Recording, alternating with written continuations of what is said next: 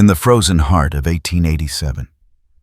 Colorado, a pregnant woman stands on an auction block like cattle, while her own father counts the coins that will seal her fate. But when a mysterious mountain man steps forward with $5 gold, he's not just buying a bride, he's challenging a corrupt system that treats human souls as property.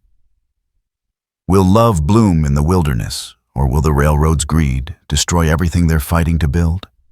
If you want to discover how this incredible tale of survival, love, and redemption unfolds in the unforgiving Colorado mountains, stay with me until the very end. And please comment below with your city or country so I can see how far this story travels across the world. Your engagement means everything to me as a storyteller. Now let me take you back to that bitter winter day when everything changed. The wind howled down from the Rockies like the breath of some ancient vengeful god, carrying with it the promise of a storm that would bury the small mining town of Cedar Ridge beneath 3 feet of snow before morning. It was the kind of cold that made men's bones ache and their hearts grow harder, the kind of day when decent folks stayed indoors and left the streets to those with nowhere else to go. Mary Beth Briggs pulled her threadbare shawl tighter around her swollen belly as her father dragged her through the muddy main street, his calloused fingers digging into her arm hard enough to leave bruises. At 7 months pregnant, every step was a struggle. But Harlan Briggs showed no mercy for his daughter's condition. If anything, her pregnancy only seemed to fuel his anger. "Move faster, girl," he growled, spitting tobacco juice into the slush. "We're already late, and I ain't about to lose money because you can't keep up." Mary Beth bit back the words that burned in her throat. She'd learned long ago that talking back to her father only made things worse. Instead, she focused on putting one foot in front of the other, trying to ignore the curious stares and whispered comments from the townspeople they passed. "Is that Harlan Briggs's girl?" she heard Mrs. Henderson whisper to her companion. "The one who got herself in trouble with that traveling preacher?" "Shame on her family," came the reply. "No decent woman would find herself in such a state." The words cut deeper than the wind, but Mary Beth kept her eyes fixed on the wooden sidewalk ahead.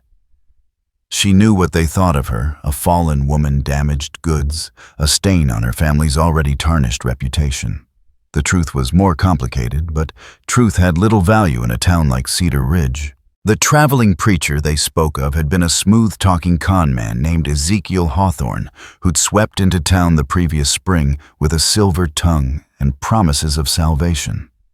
He'd singled out Mary Beth at a church social, whispering sweet words about God's plan for their lives together, about the missionary work they'd do, spreading the gospel across the frontier. She'd been 18 and naive, desperate to escape her father's house and the endless cycle of his drinking and rage. When Ezekiel had asked her to meet him privately to discuss their calling, she'd gone willingly, believing his talk of marriage and a better life. The memory of that night still made her stomach turn. There had been no gentle courtship, no tender words of love. Ezekiel had taken what he wanted with rough hands and cruel laughter, holding her down when she tried to resist, telling her that this was God's will, that she should be grateful for his attention. When she'd missed her monthly flow and realized she was with child, she'd gone to him in desperate hope, only to find his camp abandoned and the man himself long gone. The townspeople had put the pieces together quickly enough, and the whispers had started immediately. Her father had been furious, not out of any protective instinct for his daughter, but because her shame reflected poorly on him. Harlan Briggs was a man who cared more about appearances than truth, more about his reputation in the saloons than his daughter's well-being. "Here we are," Harlan announced, stopping in front of Murphy's General Store. A small crowd had already gathered, despite the weather, drawn by curiosity and the promise of entertainment. "Remember what I told you, girl. Keep your mouth shut and do what you're told. Maybe we can salvage something from this mess you've made." Mary Beth's heart sank as she saw the makeshift platform that had been erected in front of the store. She'd heard rumors about such things happening in other towns. Desperate families selling off unwanted daughters, usually to men heading west, who needed wives but couldn't afford the time or effort to court them properly. She'd never imagined she'd find herself in such a position. Sheriff Tom Brennan stood near the platform, his badge glinting dully in the gray afternoon light. He was supposed to oversee the proceedings to make sure everything was legal and above board. But Mary Beth could see the discomfort in his weathered face. Tom had known her since she was a little girl, had even courted her mother before Harlan swept her off her feet with promises he'd never kept. "Now, folks," the sheriff called out, his voice carrying across the gathered crowd, "we're here today to conduct a legal proceeding. Miss Mary Elizabeth Briggs is seeking a husband, and any interested parties may make their intentions known." The euphemisms made Mary Beth want to laugh if she hadn't felt so much like crying. This wasn't a courtship or a proper engagement. It was an auction, plain and simple. She was being sold to the highest bidder, and everyone present knew it. "What am I bid for this fine young woman?" called out Jake Murphy, the store owner, stepping forward with the enthusiasm of a practiced auctioneer. "She's healthy, can cook and clean, and as you can see, she's already proven her fertility." Cruel laughter rippled through the crowd at that comment, and Mary Beth felt her cheeks burn with shame. She kept her eyes fixed on a point somewhere beyond the gathering, trying to pretend she was somewhere else, anywhere else. "I'll start the bidding at $1, a voice called out from the back. Mary Beth recognized him as Pete Kowalski, a farmer with a reputation for working his horses to death. The thought of being trapped on his isolated homestead made her skin crawl. $2, countered another voice. This one belonged to Samuel Curtis, a widower with 3 young children and wandering hands. Mary Beth had heard stories about what had happened to his first wife, whispered tales of bruises hidden beneath long sleeves and high collars. The bidding continued, creeping upward in small increments. $3 from old Henrik Larson, whose previous 2 wives had both died under mysterious circumstances. $4 from Red Jack McGillicuddy, a saloon owner with connections to some of the territory's more unsavory elements. With each bid, Mary Beth felt another piece of her soul being bartered away. These men weren't interested in her as a person. They saw her as property, a possession to be acquired and used as they saw fit. The child growing within her would be raised by whichever man could scrape together the most coins, and she would have no say in the matter. $4.50, came a new voice, and Mary Beth looked up to see Dr. Jonathan Whitmore step forward.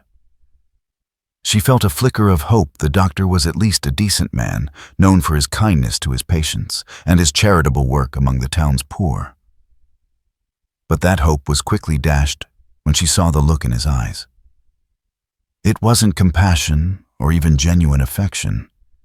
It was the calculating gaze of a man who saw an opportunity. Dr. Whitmore was getting on in years, and his practice had been struggling since the younger Dr. Matthews had arrived in town. A pregnant wife might provide him with a steady supply of patients, especially if she proved capable of bearing more children. $5, called out Red Jack, clearly determined not to be outbid. Mary Beth closed her eyes, trying to block out the sound of men haggling over her future, like they were discussing the price of livestock. In her mind, she said a silent prayer to whatever God might be listening, begging for deliverance from this nightmare. That's when she heard it, the sound of heavy boots moving through the crowd, accompanied by murmurs of surprise and not a little fear. $5 gold. The voice was deep and rough, like gravel sliding down a mountainside. It carried the authority of a man accustomed to being obeyed, and it cut through the other conversations like a knife through silk.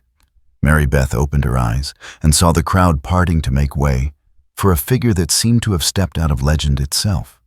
He was taller than any man she'd ever seen, easily standing head and shoulders above the tallest person in the gathering. His hair was dark as midnight and hung loose to his shoulders, framing a face that looked like it had been carved from granite. He wore buckskins that had seen hard use, a heavy coat made from what looked like wolf fur, and boots that had clearly traveled many miles through rough country. A rifle was slung across his back, and a knife the size of a small sword hung at his hip. Everything about him spoke of the wild places beyond civilization, of a life lived by different rules than those that governed the small town of Cedar Ridge. But it was his eyes that captured Mary Beth's attention, pale blue like winter ice, yet somehow burning with an inner fire that made her breath catch in her throat. When his gaze met hers across the crowd, she felt something shift inside her chest, as if the world had suddenly tilted on its axis. $5 gold. He repeated, his voice carrying easily across the sudden silence that had fallen over the gathering. He reached into a leather pouch at his belt and produced 5 gleaming coins, holding them up so everyone could see. American gold, not script or promises. The crowd erupted in excited whispers. Gold was rarely seen in Cedar Ridge, where most transactions were conducted in silver coins or trade goods. $5 gold was more money than most of the men present had seen in months. "Now hold on there, stranger," Red Jack protested, his face flushing red with anger. "This here's a civilized proceeding. We can't just—" "The law says any man can bid," Sheriff Brennan interrupted, though his hand rested nervously on his gun butt. He clearly recognized the danger radiating from the newcomer and had no desire to provoke a confrontation. "And $5 gold is the highest bid we've heard." Harlan Briggs stepped forward, his eyes gleaming with greed as he stared at the coins in the stranger's hand. "You're not from around here," he said, his voice taking on the wheedling tone he used when he was trying to squeeze more money out of a deal. "How do we know you're good for it? How do we know you'll treat the girl proper?" The stranger's pale eyes fixed on Harlan with such intensity that the older man actually took a step backward. "You're selling your daughter like a piece of cattle?" The mountain man said, his voice deadly quiet. "Don't talk to me about treating her proper." The words hit like a physical blow, and several people in the crowd shifted uncomfortably. They all knew the truth of the situation, but nobody had been willing to speak it aloud. This stranger had no such reservations. "Now see here," Harlan began, but the mountain man cut him off with a gesture. "The bidding's closed," he announced, tossing the 5 gold coins to Murphy, who caught them with shaking hands. "The woman comes with me." "Hold on just a minute," Dr. Whitmore protested. "This isn't how these things are done. There are procedures papers to be signed, arrangements to be made. We don't even know your name, sir." The stranger turned his attention to the doctor, and Whitmore visibly wilted under that icy stare. "Name's Jonas Rohr," he said simply. "And the only paper I need is whatever makes this legal and binding. After that, the woman comes with me." Mary Beth found her voice for the first time since the proceedings had begun. "Don't I get a say in this?" she asked, her words carrying clearly across the silent crowd. Jonas Rohr turned those winter blue eyes on her, and she felt that strange shifting sensation in her chest again. For a long moment they simply looked at each other, and Mary Beth had the oddest feeling that he was seeing her, really seeing her, in a way that no one else ever had. "You can say no," he told her, his voice gentler now, but still carrying that underlying note of absolute certainty. "You can stay here and take your chances with the next highest bidder or whatever your father has planned for you next. But if you come with me, you'll be safe. I give you my word on that." Safe. The word echoed in Mary Beth's mind like a prayer finally answered. When was the last time she'd felt truly safe? Not since her mother had died 5 years ago, certainly. Not in her father's house, where the sound of his footsteps on the stairs at night filled her with dread. Not in this town, where she was already marked as a fallen woman and would spend the rest of her life paying for one moment of naive trust. She looked around at the faces surrounding her, some curious, some disapproving, some openly hostile. These people had known her all her life, but none of them had stepped forward to help when she'd needed it most. They'd been content to let her father sell her off like livestock, to let her become someone else's problem. What guarantee do we have that you won't just abandon her somewhere? Sheriff Brennan asked, though his tone suggested he was going through the motions rather than expressing genuine concern. Jonas reached into his coat and produced a piece of paper, handing it to the sheriff. "Deed to my property up in the high country," he said. "Section 12, Range 4 West. It's worth more than 5 times what I'm paying here. If I don't treat the woman right, you know where to find me." Brennan examined the document, his eyebrows rising as he read. "This is a lot of land," he said, clearly impressed despite himself. "Good timber, probably mineral rights too. Why would you risk it for a woman you've never met?" "That's my business," Jonas replied. Mary Beth realized that everyone was looking at her, waiting for her decision. Her father stood nearby, practically drooling over the gold coins that would soon be his. The other bidders glared at her with various degrees of resentment and frustrated desire. The townspeople watched with the avid interest of spectators at a horse race. Only Jonas Rohr seemed unconcerned with her choice, as if he'd made his offer and was content to let her decide without pressure or manipulation. There was something in his stance, patient, but not passive, strong, but not threatening, that reminded her of the mountains themselves, eternal and unshakable. "If I come with you," she said carefully, "what would you expect of me?" "Honest work for honest treatment," he replied without hesitation. "You cook, clean, mend what needs mending. I provide food, shelter, and protection. Nothing more unless you choose it." The way he said those last words sent a shiver through her that had nothing to do with the cold wind. There was a promise buried in them, or perhaps just a possibility, but either way, it was more respect than anyone else had shown her in months. "And the baby?" she asked, her hand moving instinctively to her swollen belly. "Will be raised as mine," Jonas said simply. "No questions asked, no shame attached. A child is a blessing, not a burden." Mary Beth felt tears pricking at her eyes. When was the last time anyone had spoken of her unborn child as anything other than evidence of her sin and shame? This stranger, this mountain man who'd appeared out of nowhere, was offering her something she'd thought was lost forever, a chance at a new beginning. "I'll come with you," she said, her voice steady despite the magnitude of the decision she was making. A collective sigh went up from the crowd, whether of relief or disappointment she couldn't tell. Her father stepped forward, extending his hand toward the gold coins Murphy still held.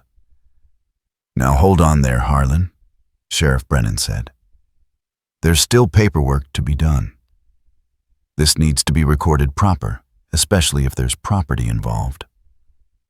"The courthouse is closed," Harlan protested, his eyes never leaving the gold. "Can't we handle the papers tomorrow?"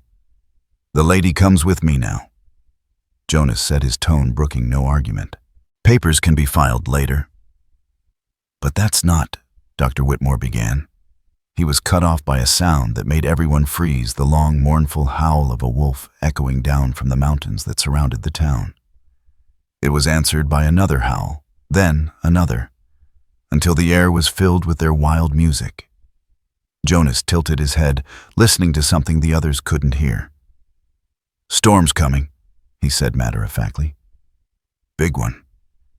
We need to leave now if we're going to make it to shelter before it hits." As if summoned by his words, the wind suddenly picked up, sending a whirlwind of snow and ice crystals swirling through the crowd. People began pulling their coats tighter and looking nervously at the darkening sky. "Where exactly are you taking her?" Sheriff Brennan asked, having to raise his voice over the growing wind. "Home," Jonas replied simply. He turned to Mary Beth and extended his hand. "Time to go." Mary Beth hesitated for just a moment, looking back at the town where she'd lived her entire life. It wasn't much a collection of wood frame buildings huddled together against the wilderness, populated by people who were quick to judge and slow to forgive. But it was all she'd ever known. Then she thought about the alternative. Red Jack McGillicuddy's meaty hands and the smell of stale whiskey that followed him everywhere. Dr. Whitmore's clinical examination of her body and his plans to use her as breeding stock for future patients. Her father's house, where she was nothing more than an unwanted burden and a constant reminder of shame. She placed her hand in Jonas's and felt his fingers close around hers with surprising gentleness. His skin was rough with calluses, warm despite the cold, and completely steady.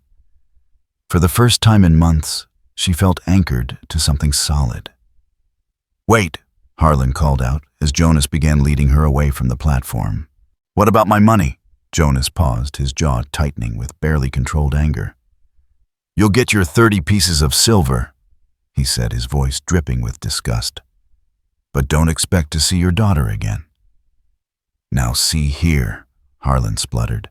"She's my blood, my responsibility. I have rights." "You gave up your rights the moment you put her on that platform." Jonas cut him off. "From now on, she's under my protection. Anyone who has a problem with that can take it up with me personally." There was something in the way he said those words that made even the boldest men in the crowd take a step back. This wasn't just a threat. It was a promise delivered with the quiet confidence of a man who'd never made a promise he couldn't keep. "Come on," Jonas said to Mary Beth, his voice gentling again. "My horse is just down the street."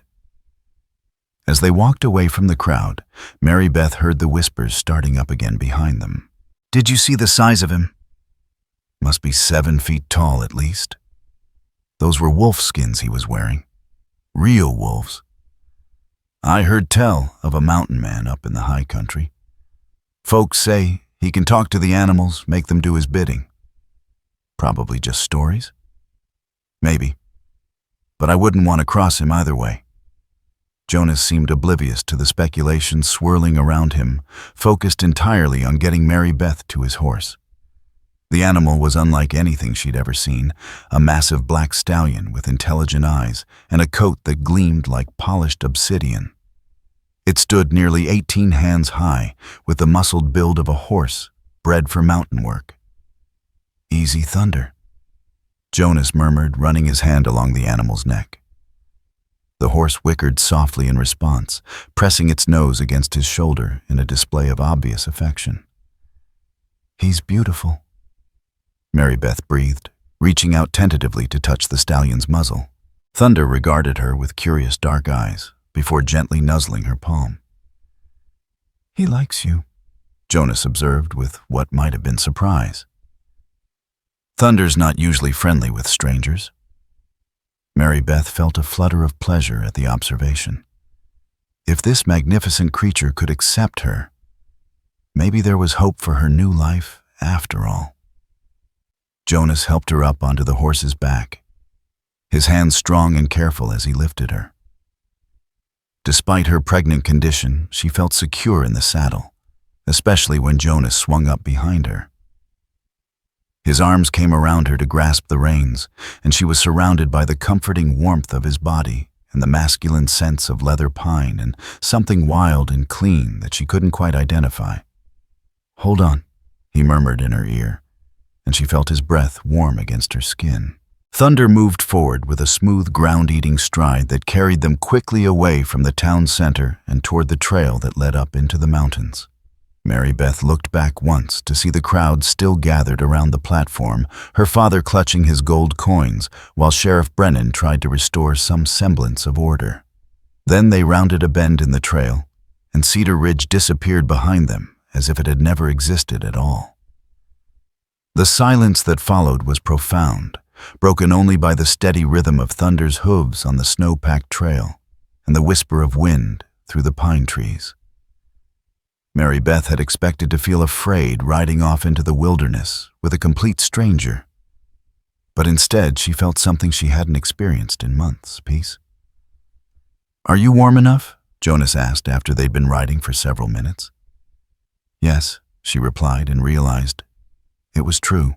Despite the bitter cold, she felt warmer than she had all day, wrapped in Jonas's coat and sheltered by his bulk from the worst of the wind. "Good. We've got about 2 hours of riding ahead of us, maybe more if the snow gets heavier." My cabin's up past the timber line in a valley most folks don't even know exists. Mary Beth absorbed this information, trying to imagine what kind of life awaited her in such an isolated place. "Do you live alone up there?" she asked. "Usually. Sometimes I get visitors, trappers passing through, Indians, trading for supplies. But mostly it's just me and whatever animals happen by." "Doesn't it get lonely?" Jonas was quiet for so long that Mary Beth began to think he wasn't going to answer. When he finally spoke, his voice was thoughtful, as if he was considering the question for the first time. "Lonely's different from alone," he said slowly. "I've been alone by choice for a long time. But lonely, that's when you're surrounded by people who don't see you, don't understand you, don't want to know the real you. I'd rather be alone in the mountains than lonely in a crowd." His words resonated with something deep inside her chest. She'd been lonely for so long, even before the incident with Ezekiel, even before her pregnancy made her an outcast. She'd been lonely in her father's house, lonely in church, lonely at social gatherings where she smiled and made small talk while feeling completely disconnected from everyone around her. "I understand," she said quietly. "I figured you might," Jonas replied, and she could hear the slight smile in his voice. They rode on in comfortable silence as the trail wound higher into the mountains. The trees grew thicker and taller, their snow-laden branches creating a natural cathedral around them. Mary Beth had never been this far from town before, and she found herself amazed by the raw beauty of the wilderness. Everything seemed bigger here, more dramatic. The mountains loomed above them like sleeping giants, their peaks shrouded in clouds. The silence was absolute, except for the sounds they made themselves. Thunders breathing the creak of leather, the soft whisper of snow falling on pine needles. "Jonas," she said after they'd been climbing for over an hour. "Yeah, thank you." He shifted slightly behind her, and she felt rather than saw him turn to look at her. "For what?" "For getting me out of there. For treating me like a person instead of property." "You are a person," he said simply. "Anyone who treats you otherwise is a fool." The matter-of-fact way he said it, as if it were the most obvious thing in the world, made her throat tighten with emotion. When was the last time someone had spoken to her with such basic respect? "The people in town," she began, then stopped, unsure how to continue. "Don't much care what people in town think," Jonas said. "Most of them wouldn't last a week up here in the real world. They're soft scared of anything they can't control or understand. Makes them mean sometimes, looking for someone to look down on, to make themselves feel better." His assessment was harsh, but not inaccurate. Mary Beth had seen how quickly the townspeople turned on anyone who stepped outside their narrow definition of acceptable behavior. She'd been on the receiving end of their judgment, and it had been devastating. "What about you?" she asked. "What brought you to the mountains?" Again that long pause before he answered. "War," he said finally. "Some things change a man, make it hard for him to fit into civilized society. Mountains don't judge. They just are." Mary Beth sensed there was more to the story, but she didn't push. Everyone had secrets, pain they carried from their past. If Jonas wanted to share more, he would do it in his own time. The snow was falling harder now, thick flakes that clung to their clothes and thunder's mane. The wind had picked up as well, howling through the trees with increasing intensity. Mary Beth could feel the temperature dropping with each passing minute. "How much further?" she asked, trying to keep the worry out of her voice. "Not far now. See that ridge up ahead? My valley's just on the other side." Mary Beth squinted through the swirling snow and could just make out a dark line of rock cutting across their path. The trail seemed to disappear into a narrow gap between two towering cliffs barely wide enough for a horse and rider. "Looks dangerous," she observed. It can be, if you don't know what you're doing. But it's also what keeps unwanted visitors away. Not many people are willing to risk that passage, especially in weather like this. As they approached the gap, Mary Beth could see why. The walls rose up on either side like the gates of some ancient fortress, blocking out most of the remaining daylight. The trail was barely a ledge carved into the rock face, with a steep drop-off that disappeared into darkness below. Thunder picked his way carefully along the narrow path, his hooves finding secure footing on surfaces that looked treacherous to Mary Beth's untrained eye. Jonas guided the horse with subtle shifts of weight and gentle pressure on the reins, clearly familiar with every inch of the route. "Easy does it, boy," he murmured to the stallion. "Almost through." The passage seemed to last forever, though it was probably only a few minutes before they emerged into open space again. Mary Beth gasped at the sight that greeted them, a hidden valley nestled between towering peaks, protected on all sides by walls of stone and ice. Even in the gathering darkness and swirling snow, she could see that it was beautiful beyond description. Pine trees covered the valley floor like a green carpet, and a stream wound through the center, its waters dark and swift. At the far end, barely visible through the storm, she could make out the warm glow of windows in what must be Jonas's cabin. "Welcome home," Jonas said quietly. Home. The word echoed in Mary Beth's mind as thunder carried them down into the valley. She'd never had a real home. Her father's house had been a place of tension and fear, and the town had never truly accepted her. But this place, this hidden sanctuary in the mountains, felt different. It felt like possibility. The cabin was larger than she'd expected, built from huge logs that had been fitted together with obvious skill and care. Smoke rose from a stone chimney, and warm light spilled from windows that had been covered with what looked like oiled paper to keep out the wind.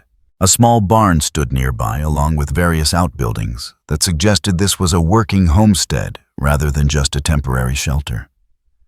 Jonas helped her down from Thunder's back, his hands steady and sure as he lifted her despite her pregnancy. "Get inside and warm up," he told her. "I'll take care of the horse and be right in."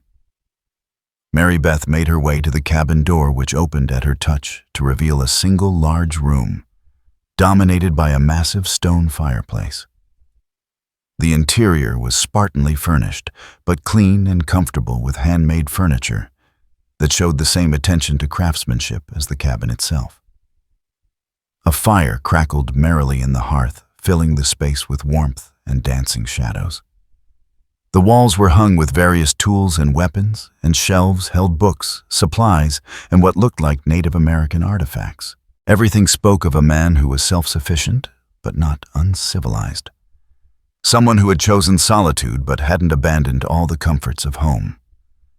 Mary Beth moved closer to the fire, grateful for its warmth after the long, cold ride.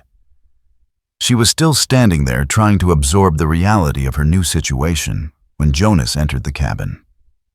He seemed even larger in the confined space, his head nearly brushing the ceiling beams. But his movements were careful and controlled, and he closed the door gently behind him before turning to study her face. "You all right?" he asked. "I think so," she replied honestly. "It's just a lot to take in." Jonas nodded as if he understood completely. "You must be tired and hungry. When's the last time you ate?" Mary Beth tried to remember. Her father had been too eager to get to town to bother with breakfast, and she'd been too nervous to eat much the day before. "Yesterday, I think." Jonas's expression darkened. "Sit down," he said, gesturing toward a chair near the fire. "I'll get you some food." As he moved around the kitchen area, preparing what looked like a simple but hearty meal, Mary Beth found herself studying him more closely. In the firelight, she could see details that had been hidden during their ride. His face was weathered, but not old. She guessed he was probably in his early 30s. There were scars on his hands and forearms, the kind that came from hard work and dangerous living. But his movements were graceful, almost gentle as he prepared her meal. "Here," he said, setting a bowl of stew and a piece of fresh bread in front of her. "It's not fancy, but it's hot and filling." The food was delicious, better than anything she'd eaten in months. As she ate, Jonas busied himself with various tasks around the cabin, giving her space to think and adjust to her new surroundings. "Jonas," she said when she'd finished eating. "Yeah." "What happens now?" He stopped what he was doing and turned to face her, his pale eyes serious. "Now you rest and get your strength back. Tomorrow we'll talk about arrangements, figure out how to make this work for both of us. But tonight, you're safe and warm and fed. That's enough for now." Mary Beth felt tears pricking at her eyes again. It was such a simple thing, basic human kindness, but it was more than she'd received from anyone in months. The sleeping areas up in the loft. Jonas continued, pointing toward a ladder that led to what looked like a small second floor. "There's blankets and a good mattress. I'll sleep down here by the fire." "You don't have to," she began. "Yes, I do," he said firmly. "You're carrying a child, and you've had a hard day. You need proper rest." As Mary Beth climbed the ladder to the loft, she marveled at the strange turn her life had taken. This morning, she'd been a disgraced woman facing an uncertain future. Now she was in a hidden valley in the mountains under the protection of a man who seemed to have stepped out of legend itself. The loft was small but comfortable, with a bed covered in what looked like hand-sewn quilts and furs. A small window looked out over the valley, though all she could see now was swirling snow and darkness. She settled onto the bed with a sigh of relief, her hand moving to rest on her swollen belly. "Well, little one," she whispered to her unborn child. "Looks like we're starting a new life. I hope I'm making the right choice." From below, she could hear Jonas moving around the cabin, banking the fire and securing the cabin for the night. The sounds were comforting, domestic, in a way that her father's house had never been. As sleep began to claim her, Mary Beth found herself thinking about the moment when Jonas had stepped forward at the auction. There had been something in his eyes, some recognition or understanding that had passed between them. She didn't know what it meant, but she had the feeling that this strange mountain man might be exactly what she and her baby needed. Outside, the storm raged with increasing fury, but inside the cabin, all was warm and safe and peaceful. For the first time in months, Mary Beth fell asleep without fear, protected by walls of stone and timber, and the quiet presence of a man who had shown her more kindness in one day than she'd received from anyone in the town she'd left behind. The first chapter of her new life was just beginning. Mary Beth woke to the smell of coffee and bacon sunlight streaming through the small loft window in golden shafts that danced with dust motes. For a moment, she couldn't remember where she was. The familiar weight of dread that usually settled in her chest upon waking was absent, replaced by something she barely recognized as peace. Then memory flooded back. The auction. The mountain man named Jonas Roar. The terrifying ride through the storm to this hidden valley. She sat up carefully, her hand moving instinctively to her belly, and peered down into the main room of the cabin. Jonas stood at the stove with his back to her, his massive frame somehow managing to look graceful as he tended to breakfast. He'd changed out of his travel clothes into clean buckskins, and his dark hair was tied back with a leather cord. Even from behind, he radiated a calm competence that made her feel safer than she had in months. "Morning," he called without turning around, apparently having heard her stirring. "Coffee's ready when you are." Mary Beth climbed down the ladder, acutely aware of how she must look after sleeping in her clothes. Her dress was wrinkled and travel-stained, her hair escaping from its pins in unruly tendrils.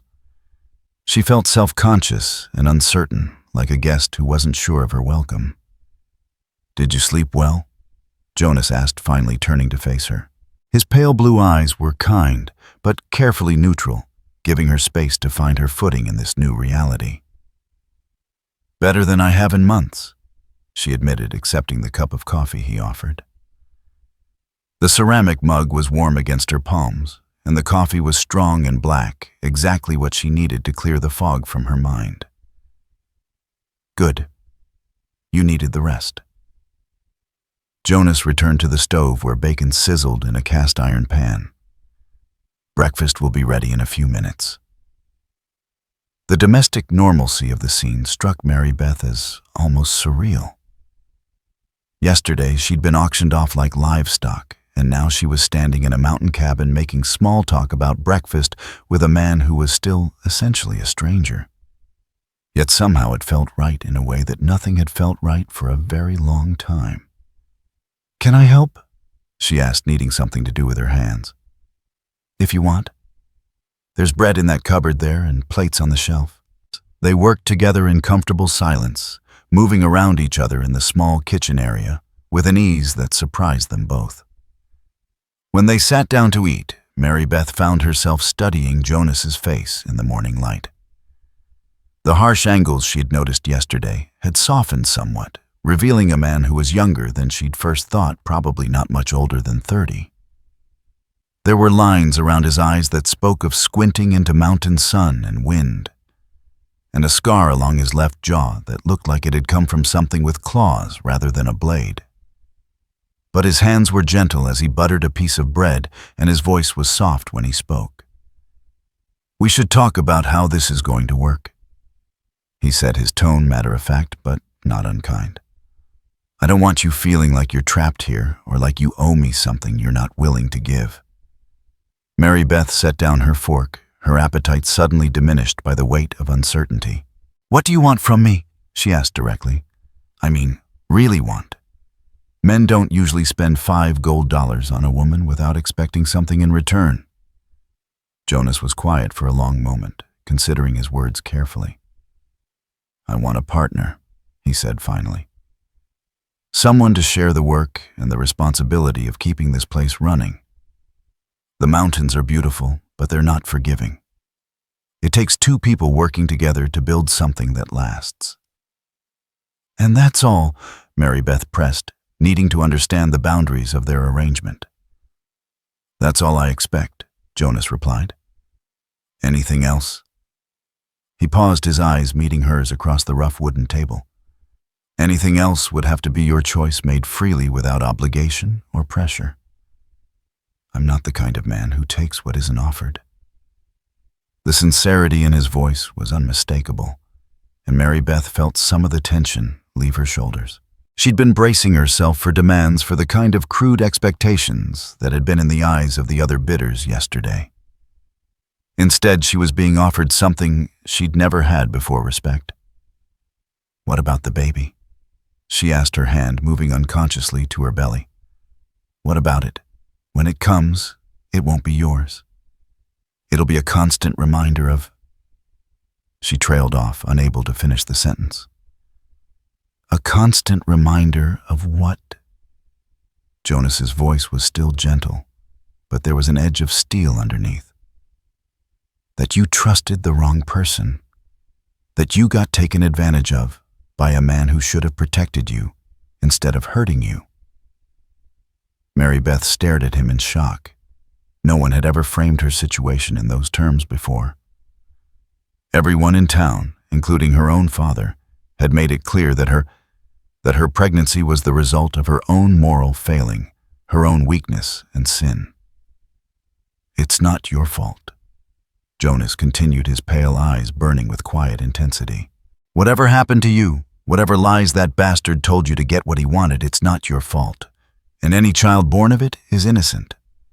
Children don't choose how they come into this world, but they deserve love and protection once they're here."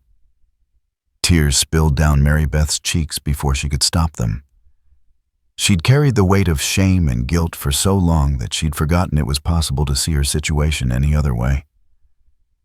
To hear this near stranger speak of her child as innocent, as deserving of love, was almost more than she could bear.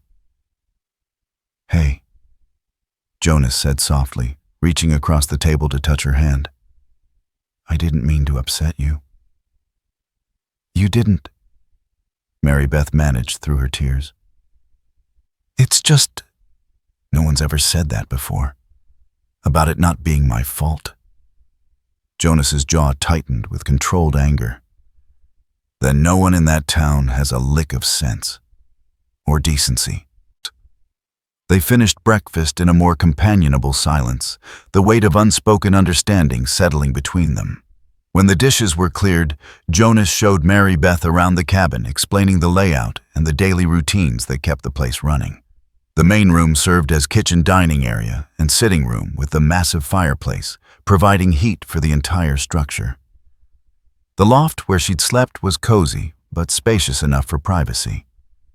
Behind the cabin was a well-organized workshop where Jonas crafted furniture and tools, and beyond that, a root cellar dug deep into the hillside for storing food through the winter. The barn's where I keep Thunder and the milk cow, Jonas explained as they walked the perimeter of the small homestead. There's chickens in the coop, and I've got traps set along the creek for fish, squash, and small game. We're pretty self-sufficient up here, but it takes work to stay that way. Mary Beth absorbed all of this information, trying to imagine herself as part of this carefully constructed life.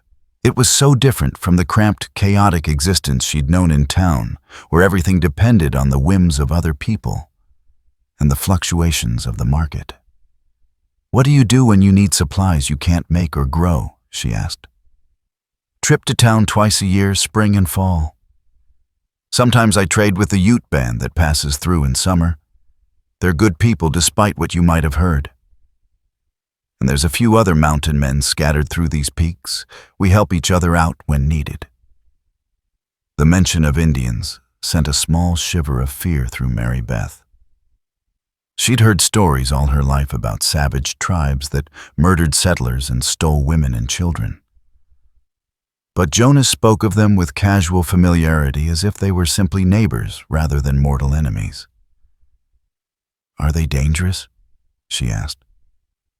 Jonas considered the question seriously. Any people can be dangerous if you give them reason to be. But the Ute have been fair with me. I helped one of their young men a few years back when he got injured in a hunting accident, and Chief Running Bear considers me a friend now. They leave me alone, and I return the favor.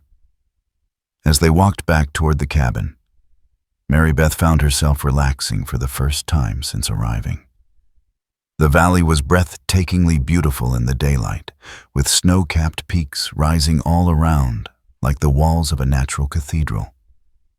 The air was so clean and pure that each breath felt like a blessing, and the silence was profound without being oppressive.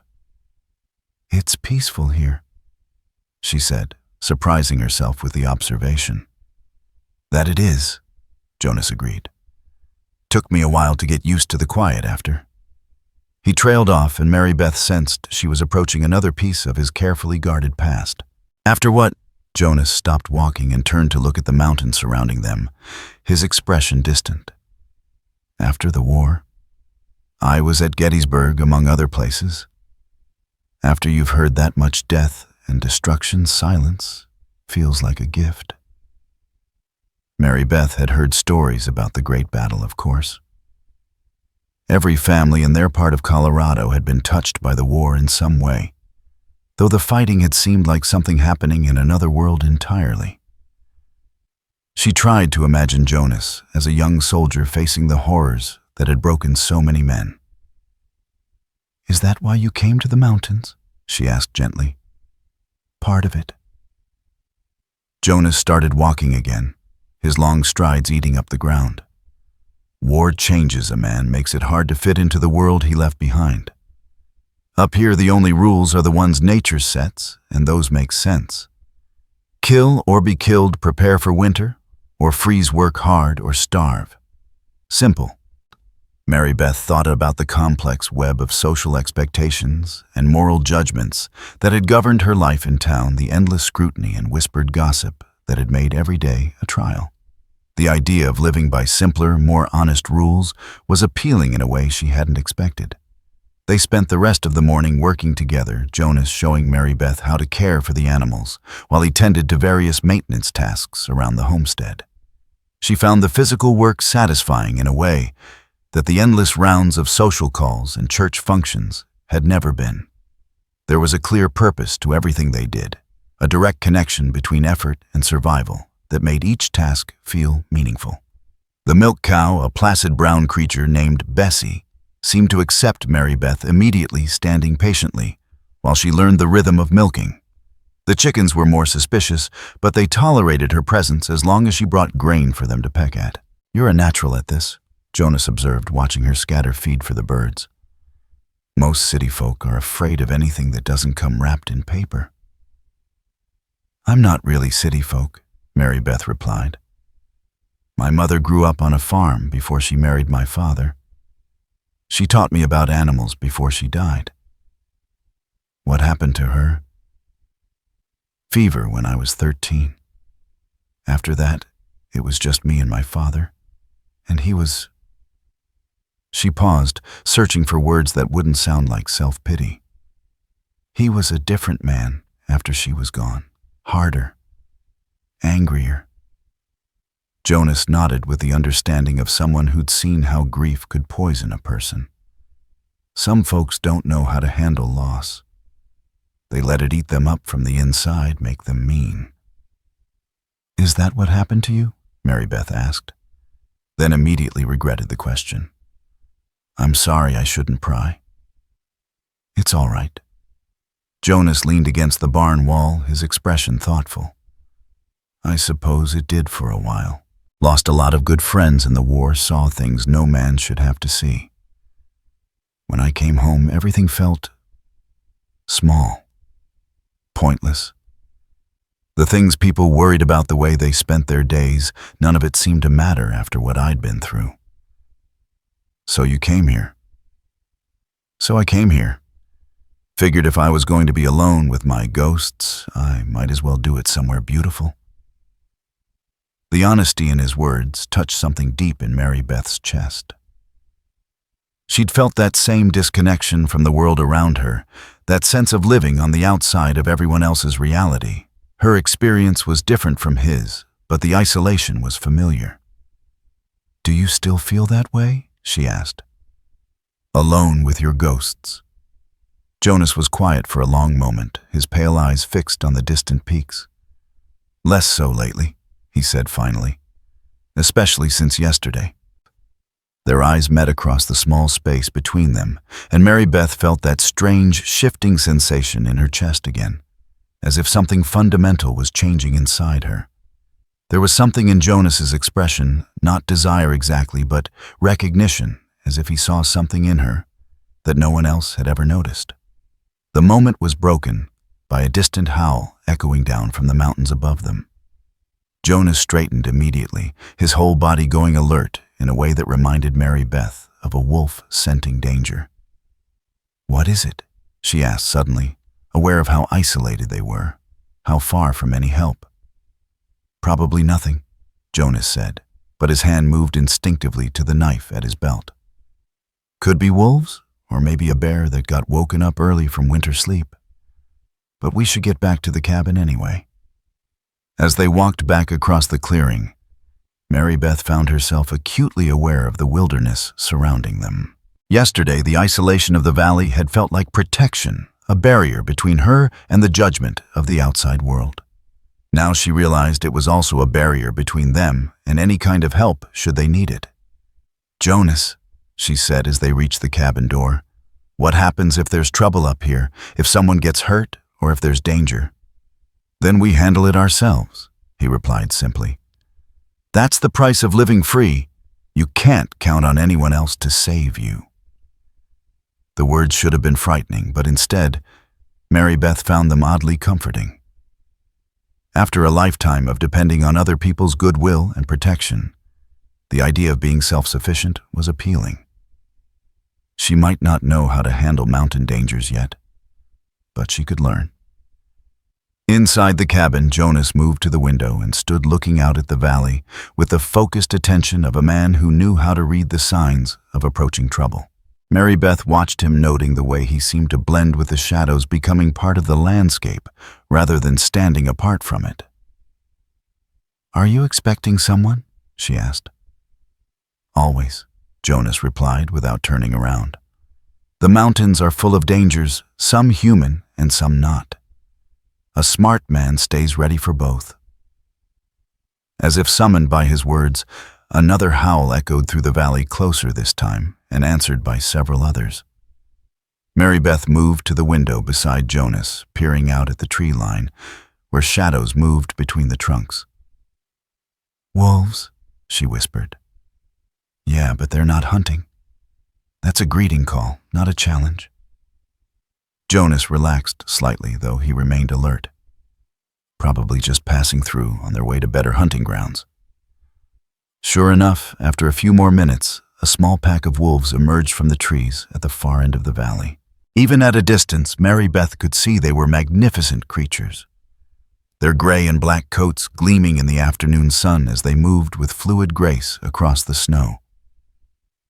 "They're beautiful," she breathed, surprised by her own reaction. She'd expected to feel fear, but instead she was filled with wonder at the sight of such wild, free creatures. "That they are," Jonas agreed. "Most people see them as nothing but killers, but they're just trying to survive like everything else up here.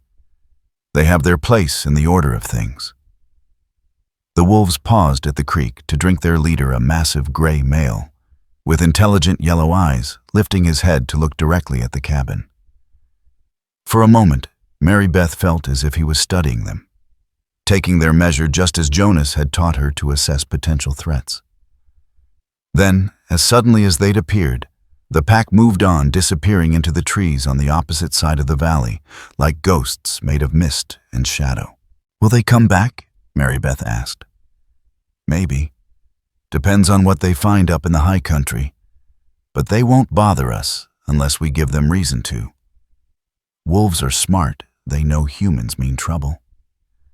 As evening approached, Jonas began preparing dinner while Mary Beth explored the cabin more thoroughly. She found shelves lined with books, an eclectic collection that included everything from Shakespeare to practical manuals on farming and animal husbandry.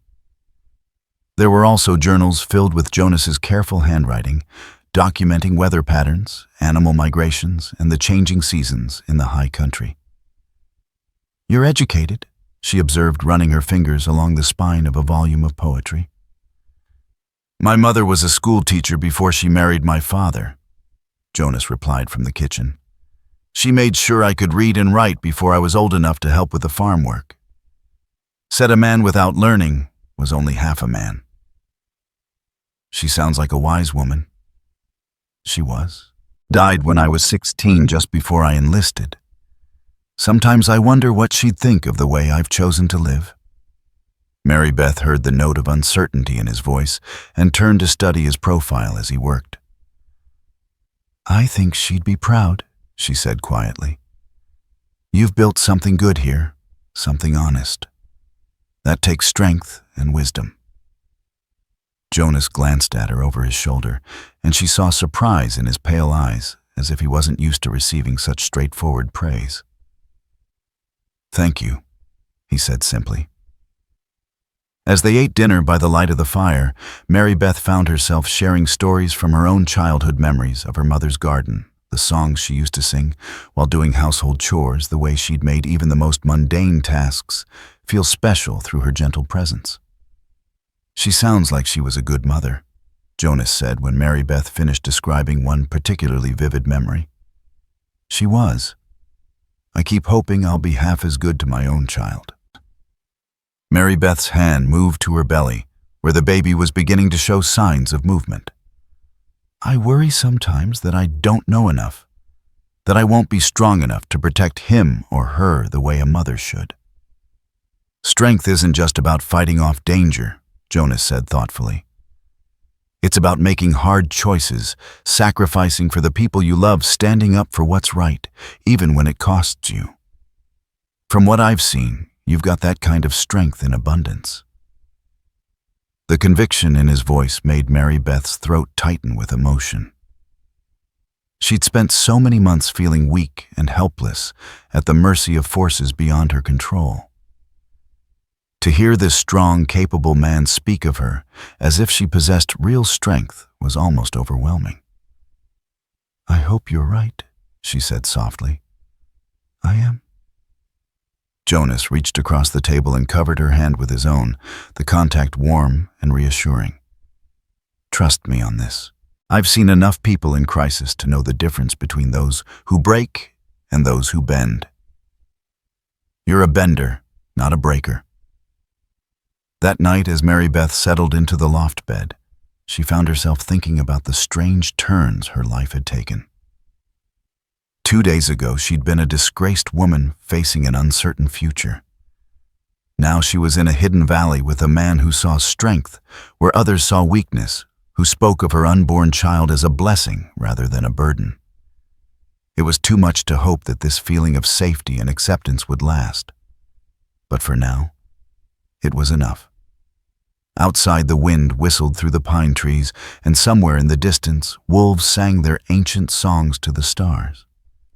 But inside the cabin, all was warm and peaceful, and for the first time in months, Mary Beth allowed herself to believe that maybe, just maybe, everything was going to be all right. The sound of Jonas moving around below was comforting rather than threatening, and she found herself listening to the quiet efficiency of his nighttime routine. He banked the fire, checked the door and windows, and settled onto the pile of furs he'd arranged near the hearth. There was something deeply reassuring about sharing space with someone so competent and careful. Someone who took responsibility for their mutual safety without making her feel helpless or dependent. As sleep began to claim her, Mary Beth whispered a prayer of gratitude to whatever force had brought Jonas Rohr into her life.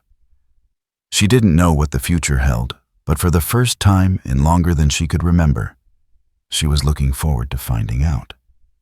The weeks that followed settled into a rhythm that surprised Mary Beth with its contentment.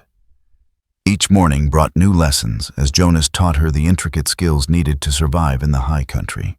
She learned to read the sky for weather signs, to distinguish between the tracks of different animals in the snow, and to preserve meat and vegetables for the long winter months ahead. Her pregnancy progressed without complication, the mountain air and regular work seeming to agree with both her and the child she carried. Jonas was unfailingly considerate of her condition, adjusting their daily routines to accommodate her growing fatigue and the physical limitations that came with her advancing pregnancy. "You don't have to treat me like I'm made of glass," she told him one afternoon as he insisted on carrying a bucket of water she was perfectly capable of managing herself. "I'm not," Jonas replied, but there was a gentleness in his pale eyes that suggested otherwise. "I'm treating you like a woman who's doing important work growing a human being. That takes energy and strength, and there's no shame in accepting help when it's offered." It was a far cry from her father's attitude, which had been that her pregnancy was her own problem to manage without inconveniencing anyone else. The contrast made her appreciate Jonas's consideration even more, though she was careful not to take advantage of his protective instincts.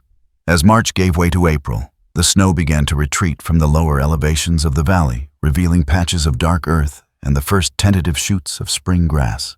Mary Beth felt her spirits lift with the changing season, as if the promise of new life all around them was somehow connected to the new beginning she was creating for herself and her child.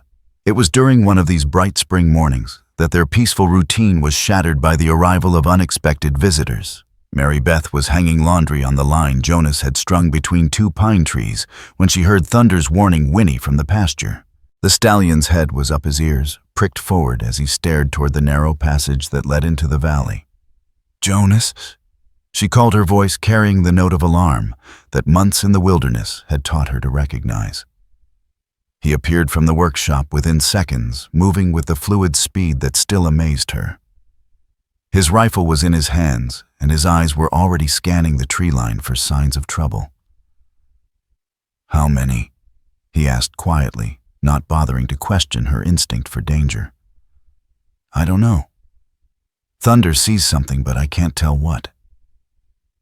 Jonas studied the passage entrance for a long moment, then nodded toward the cabin. "Inside. Stay away from the windows." Mary Beth wanted to protest that she could help, but one look at Jonas's expression told her this wasn't the time for arguments. She gathered the laundry quickly and hurried into the cabin, taking up a position where she could see out without being easily spotted from outside. The minutes stretched like hours as they waited. Then faintly, Mary Beth heard the sound of horses picking their way carefully down the rocky trail that led into the valley. Multiple horses, which meant multiple riders, and anyone who could navigate that treacherous passage had to know where they were going. "Jonas, roar!" a voice called out across the valley, echoing off the surrounding peaks. "It's Deputy Marshal Williams. I'm coming in under a flag of truce." Mary Beth saw Jonas's shoulders relax slightly, but he didn't lower his rifle. "What brings you to my valley, Williams?" he called back. "Official business. I've got some men with me, but we're not looking for trouble." "Any man who comes into my valley armed is looking for trouble, whether he admits it or not." There was a pause, then the sound of voices conferring in low tones. Finally, Williams called out again. "We're here about the woman, the one you took from town." Mary Beth's blood turned to ice. She'd known this moment might come, had tried to prepare herself for it. But the reality of facing whatever legal or social consequences awaited her was still terrifying. Jonas's voice, when he replied, was deadly calm. "The woman came with me of her own free will. You've got no business with her. That's not what her father says. He's filed a complaint, claims you kidnapped her. Her father sold her like a piece of livestock. Any judge worth the title would laugh him out of court." The conversation continued across the valley, but Mary Beth could no longer make out the individual words over the pounding of her heart. She pressed her hand to her belly, feeling the baby's restless movements as if the child could sense her distress. After what felt like an eternity, she heard Jonas approaching the cabin. He entered quietly, his face grim, but not panicked. "What do they want?" she asked. "To take you back to town for questioning. Your father's claiming I forced you to come with me, that you're being held against your will." Mary Beth felt a surge of bitter anger. Even now, even after everything that had happened, Harlan was trying to control her life. "He just wants his money back, doesn't he? He thinks if he can get me returned like defective merchandise, he can sell me to someone else." "Probably," Jonas agreed. "But that's not going to happen. What if they have legal authority? What if they can force me to go back?" Jonas was quiet for a moment, his pale eyes troubled. "Then we'll deal with that when it comes. But first, I want to hear exactly what they're claiming and what proof they think they have." He moved to the window and called out to the waiting men. "Williams, if you want to talk, you can come up to the cabin.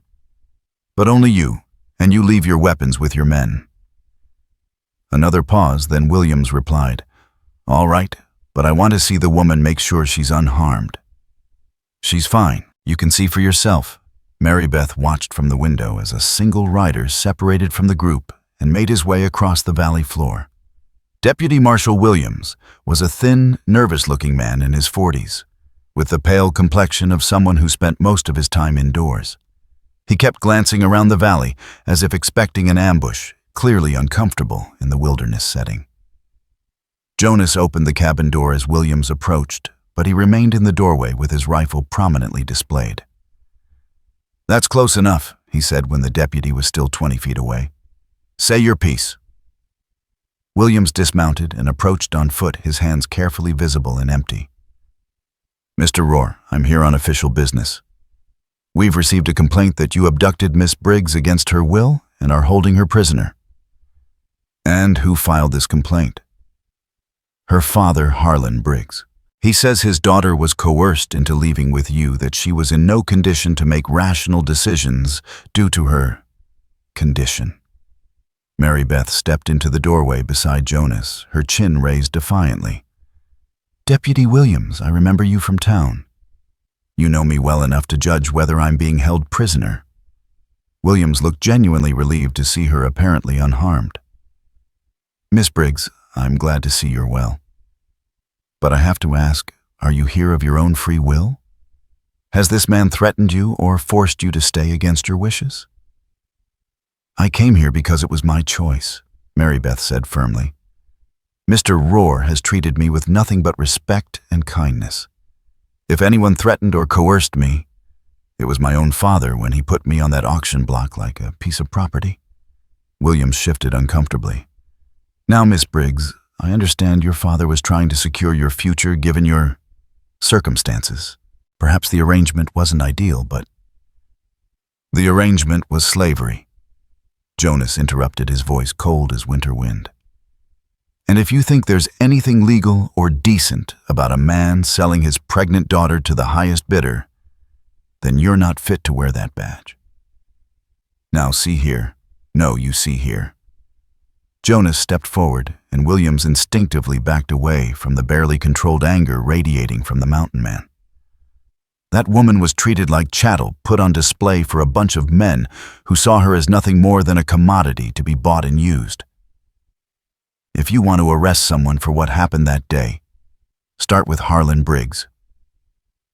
Williams looked increasingly uncomfortable, clearly realizing that the situation was more complicated than he'd been led to believe. Even so, there are proper procedures. Miss Briggs should return to town to make her statement to clear up any misunderstandings.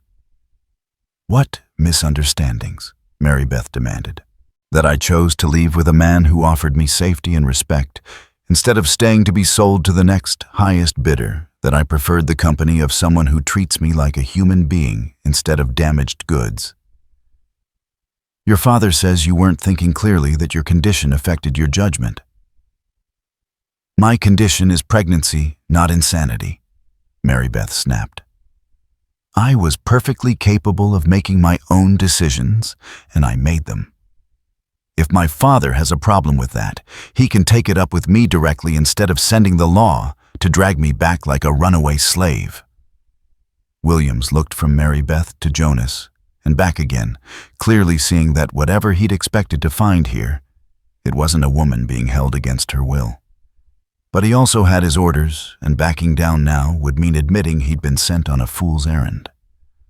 I'm afraid I still need to ask you to return to town, Miss Briggs, just to make an official statement, clear everything up legal-like. You can come back here afterward if that's what you choose. No, Jonas said flatly. She's not going anywhere with you. Mr. Roar, I appreciate your concern for the lady, but this is official business. I have the authority to compel her cooperation if necessary. The temperature in the valley seemed to drop 10 degrees as Jonas fixed Williams with a stare that could have frozen fire. You're welcome to try, he said softly.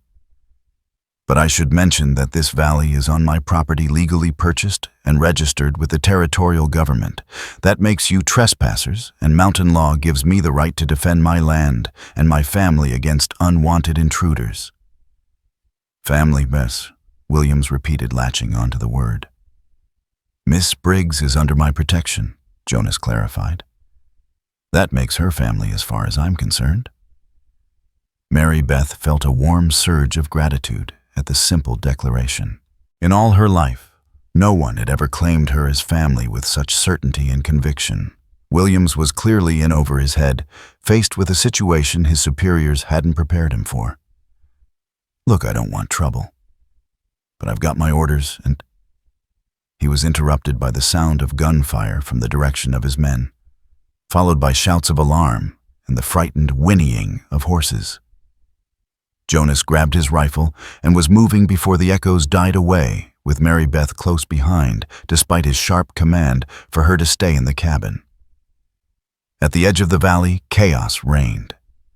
Williams's men were scattered, some trying to control their spooked horses, while others fired wildly at shapes moving through the trees.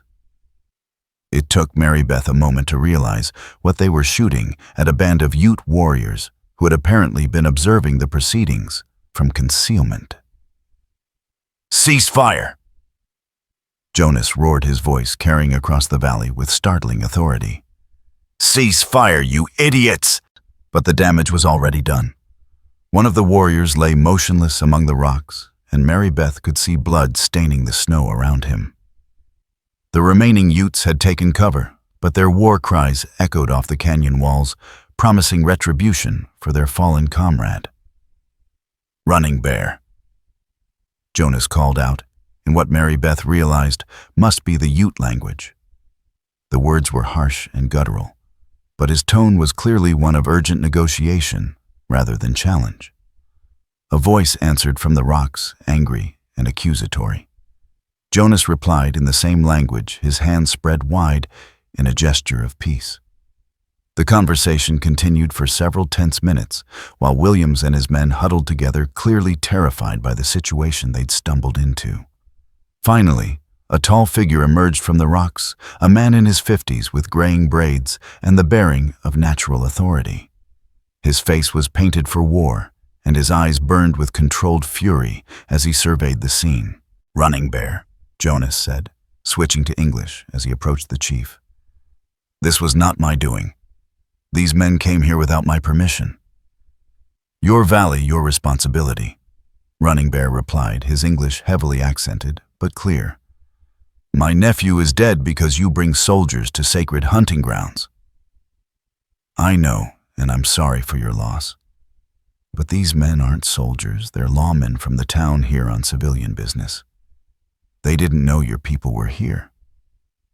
Running Bear's gaze shifted to Mary Beth, taking in her obvious pregnancy and the protective way Jonas positioned himself between her and potential danger. "The woman carries new life," he observed. "Yet these men would take her from safety." "They would," Jonas confirmed.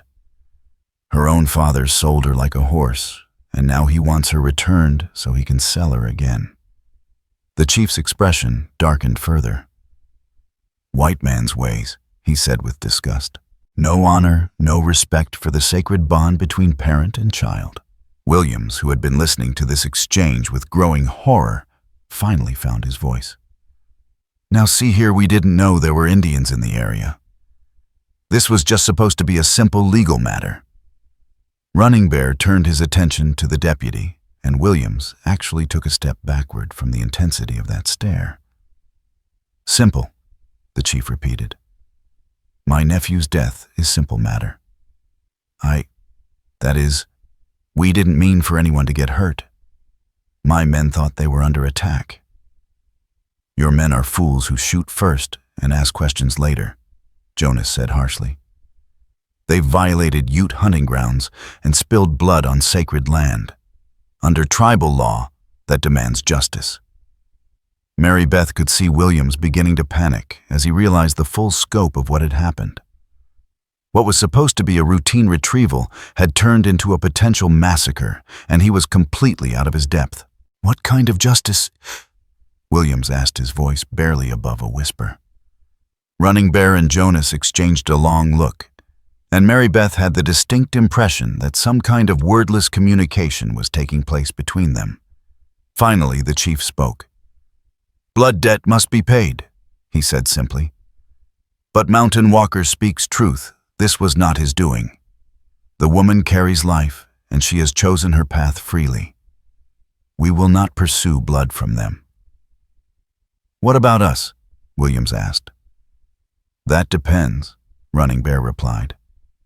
"You leave now, never return to this valley, and tell no one of our presence here.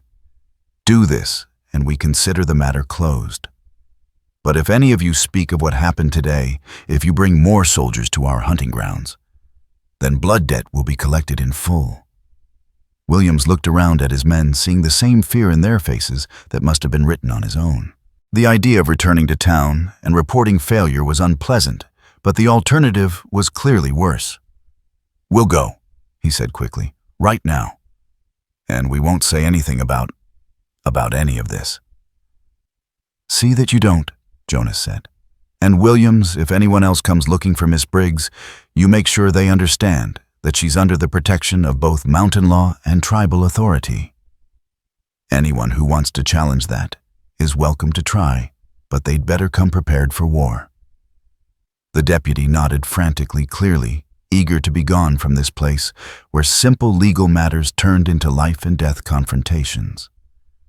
Within minutes, his men were mounted and riding hard for the passage that led out of the valley, leaving behind the body of the young Ute warrior as silent testimony to the price of ignorance and aggression. Running Bear stood over his nephew's body for a long moment, his weathered face etched with grief. Then he looked up at Jonas and Mary Beth, his expression softening slightly. "You have made strong choice, white woman," he said to Mary Beth. "Mountain Walker is good man, but life here is hard. You must be strong too." "I will be," Mary Beth replied, surprised by the steadiness of her own voice. The chief nodded approvingly. "New life brings hope. My people honor the sacred bond between mother and child. If you need help when your time comes, send word. Our medicine woman has delivered many babies, knows the old ways." With that, Running Bear and his remaining warriors gathered up their fallen comrade and disappeared into the forest as silently as they had appeared, leaving Jonas and Mary Beth alone in the valley once more. The silence that followed was profound, broken only by the whisper of wind through the pines and the distant cry of a hawk circling overhead. Mary Beth sank down onto a fallen log, suddenly exhausted by the emotional turmoil of the morning. "Is it over?" she asked. Jonas sat beside her, his rifle across his knees and his eyes still scanning the tree line for any sign of returning trouble. "For now," he said. "Williams won't be back, and word will get around town that bothering us means tangling with the Ute. Most folks aren't brave enough to risk that. But my father won't give up, will he? He'll find another way to cause trouble. Maybe. But he'll have to be careful about it. Running Bear wasn't making idle threats. The Ute have long memories, and they don't forgive easily. If Harlan tries to send more men up here, he might find himself dealing with problems a lot worse than a runaway daughter." Mary Beth leaned against Jonas's shoulder, drawing comfort from his solid presence. "I'm sorry," she said quietly. "I'm sorry that knowing me has brought violence to your valley." "Hey." Jonas tilted her chin up so she was looking into his pale blue eyes. "This isn't your fault. You didn't ask to be sold like livestock, and you didn't ask for your father to be too stubborn to accept your choices. Don't take on guilt that belongs to other people. But that young man died because Williams's men were trigger-happy fools who shot first and asked questions later. The only person responsible for his death is the man who pulled the trigger."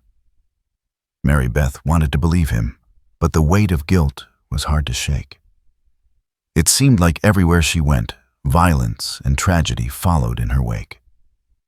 "Stop it," Jonas said firmly, apparently reading her thoughts. "I can see you blaming yourself, and it needs to stop right now. You're not responsible for other people's choices, good or bad. All you can control is your own actions, and you've done nothing wrong." "How can you be so sure?" "Because I've seen real evil, real corruption.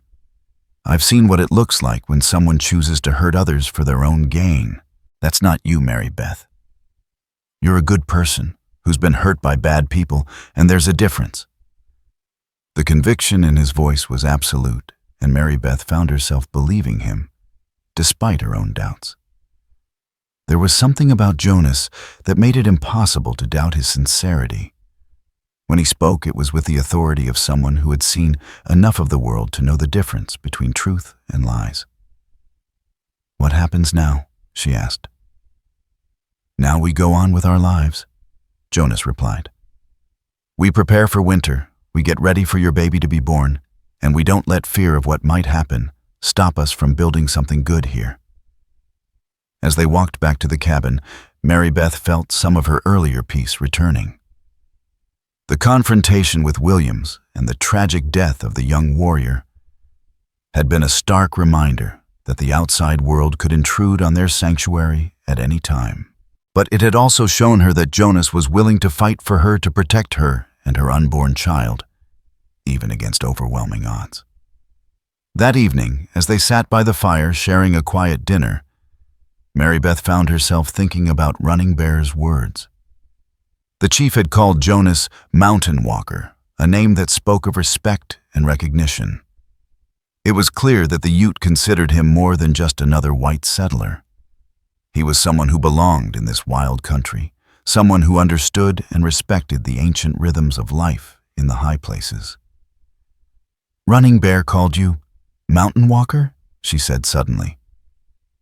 Jonas looked up from his plate, a slight smile playing around the corners of his mouth. "That's the name they gave me when I first came here. Means someone who can move through the high country without disturbing the natural order, someone who belongs." "Do you belong here, I mean?" Jonas considered the question seriously. "More than I've ever belonged anywhere else," he said finally. "The mountains don't care about your past, don't judge you for your mistakes. They just ask that you respect them and be honest about what you are." "And what are you?" "A man who's found his place in the world," Jonas replied. "Finally."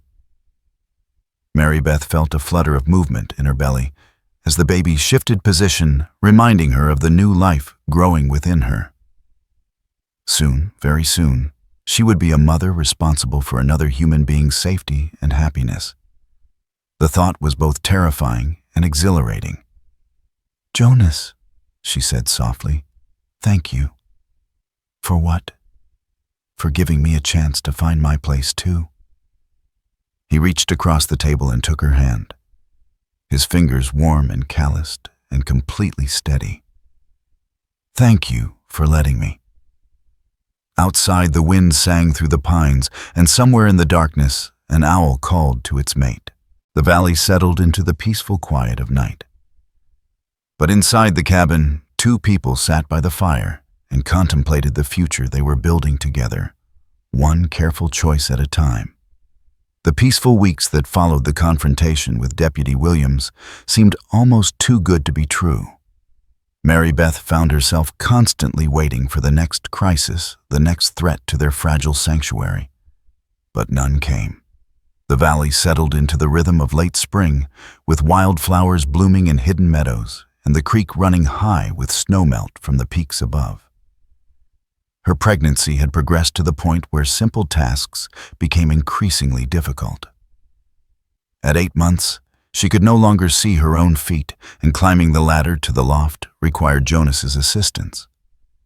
But rather than making her feel helpless, these changes seemed to bring out a protective tenderness in Jonas that touched her heart daily. "You don't have to hover," she told him one morning as he insisted on helping her down the ladder yet again.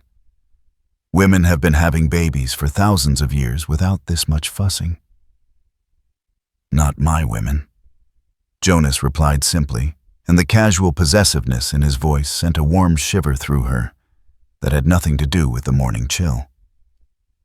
It was mid-May when the next blow fell, and it came from a direction neither of them had anticipated. Mary Beth was working in the garden, carefully tending the seedlings Jonas had started in the cabin during the last weeks of winter, when she heard the sound of a single horse approaching through the valley. Her first instinct was alarm. Visitors to their hidden sanctuary were rare and usually meant trouble. But this rider was making no attempt at stealth or concealment. Jonas emerged from the barn where he'd been repairing harness, his rifle in hand, but not raised threateningly. The approaching rider was alone, elderly, and wearing the dusty black clothes of a traveling preacher. As he drew closer, Mary Beth could see that he was probably in his 60s, with iron-gray hair and the weather-beaten face of a man who'd spent years on the frontier. "Hello, the cabin," the stranger called out when he was still 50 yards away. "I'm looking for Jonas Rohr and Mary Beth Briggs. I come with important news." Jonas stepped forward, his body language wary but not hostile. "I'm Rohr. State your business." The preacher dismounted and approached on foot, his hands clearly visible and empty. "Reverend Samuel Morrison, recently of Denver." He introduced himself. "I've ridden a long way to find you folks, and I'm afraid the news I bring isn't good." Mary Beth felt her heart sink. After months of peace, she'd begun to hope that the outside world had forgotten about them entirely. Now it seemed that hope had been premature. "What kind of news?" Jonas asked. Morrison looked from Jonas to Mary Beth, his weathered face grave. Legal news, I'm afraid. There's been developments in town regarding Miss Briggs's situation. Developments that could affect both of you. What kind of developments? Mary Beth stepped forward, one hand resting protectively on her swollen belly. The preacher's expression softened as he took in her obvious pregnancy. Your father has been busy since Deputy Williams returned from his visit here. He's convinced the territorial judge that you were coerced into leaving town, that you're being held against your will by a man of questionable character. Jonas's jaw tightened dangerously. Questionable character? I'm sorry, Mr. Rohr, but I'm only reporting what I've heard. Harlan Briggs has painted you as a dangerous mountain man who preys on vulnerable women. He's claimed that his daughter was not of sound mind when she left with you, that her pregnancy affected her judgment and made her susceptible to manipulation. Mary Beth felt a surge of familiar anger at her father's continued attempts to control her life. That's ridiculous. I was perfectly capable of making my own decisions. I believe you, miss. But the law is more complicated than simple truth sometimes. Your father has also made another claim, one that could be much more serious. What claim? Jonas's voice was deadly quiet. Morrison hesitated, clearly reluctant to deliver his message. He's alleged that you are not legally entitled to claim Miss Briggs as your wife or to claim her unborn child as your own. He's petitioned the court to declare any marriage between you invalid on the grounds that it was not properly witnessed or recorded. The words hit like a physical blow. Mary Beth felt the color drain from her face as the implications sank in. She and Jonas had never actually married. Their arrangement had been practical rather than romantic, based on mutual need and respect rather than love. But if the court ruled that they had no legal relationship, she would be considered an unmarried woman living in sin, and her child would be declared illegitimate. There's more, Morrison continued reluctantly. Your father has also entered into an agreement with the Colorado and Southern Railroad. They're planning to build a spur line through this region, and they've identified your valley as a key location for a depot and switching yard. Jonas's face went pale. This is my land. I have a legal deed registered with the territorial government. Yes, but the railroad has powerful friends in Denver and Washington. They're claiming the right of eminent domain, saying that your property is needed for the greater good of territorial development. If the court rules in their favor, you could be forced to sell at whatever price they choose to pay. Mary Beth sank onto the chopping block Jonas used for splitting kindling, overwhelmed by the magnitude of what they were facing. It wasn't enough that her father wanted to drag her back to town and sell her to the highest bidder. Now he was threatening to destroy the only real home she'd ever known. Why? She whispered. Why won't he just leave us alone? Morrison's expression was sympathetic. I suspect it's about more than just paternal concern, miss. There are rumors that your father has gotten himself deep into debt with some very dangerous people, the kind of people who don't accept excuses when it comes time to collect what they're owed. So he's using us to solve his financial problems, Jonas said grimly, selling his daughter to the railroad in exchange for enough money to pay off his gambling debts. It appears so. I'm told the railroad has offered him a substantial finder's fee for helping them identify strategic properties in the high country. Your valley, with its natural shelter and access to water, is exactly what they need for their operations. Mary Beth felt sick with betrayal and rage. Her own father was willing to destroy her happiness and security to save himself from the consequences of his own poor choices. It was exactly the kind of selfish, short-sighted thinking that had characterized his entire approach to parenting. What's the timeline? Jonas asked. How long do we have? The court hearing is scheduled for next month, Morrison replied. Both of you are required to appear to answer the charges and defend your right to remain here. If you fail to appear, the court will rule in your father's favor by default. Jonas was quiet for a long moment, his pale eyes fixed on the distant peaks that surrounded their valley. Mary Beth could practically see him calculating options, weighing risks, planning their response to this new threat. "There's something else," Morrison said quietly. "Something that might help if you're willing to consider it." "What?" Mary Beth asked. "A proper marriage ceremony. If you and Mr. Rohr were to wed in a legally recognized ceremony with proper witnesses and documentation, it would strengthen your position considerably. The court would have a much harder time claiming that your relationship is invalid, or that Mr. Rohr has no legal standing to protect you and your child." Mary Beth felt her cheeks burn with embarrassment. The suggestion was practical and logical, but it also highlighted the awkward nature of her relationship with Jonas. They lived together, worked together, and cared for each other, but they had never discussed marriage in any serious way. "That's assuming Miss Briggs would be willing," Jonas said carefully. "Marriage is a serious commitment, not something to be entered into lightly just for legal convenience." "Of course," Morrison agreed. "But I should mention that time is of the essence. The closer you get to the birth of your child, the more the court will be inclined to rule in favor of what they perceive as stability and traditional family structure." Mary Beth looked up at Jonas, trying to read his expression. His face was carefully neutral, giving no indication of his own feelings about the prospect of marriage. She realized that in all their months together, they had never discussed the possibility of making their arrangement permanent. "Could you give us some time to discuss this?" she asked Morrison. "Of course. I'll be camping by the creek tonight. You can give me your answer in the morning." As the preacher led his horse away to make camp, Mary Beth and Jonas stood in uncomfortable silence. The easy companionship they'd developed over the past months suddenly felt fragile and uncertain, complicated by the weight of expectations and legal necessities. "We should talk," Jonas said finally. They walked to the cabin in silence, each lost in their own thoughts.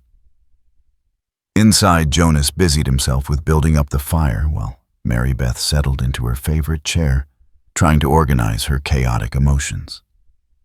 "What are you thinking?" Jonas asked when the fire was crackling cheerfully. "That I'm tired of other people trying to control my life." Mary Beth replied honestly. "My father, the court, the railroad, everyone seems to think they know what's best for me better than I do." "And what do you think is best for you?"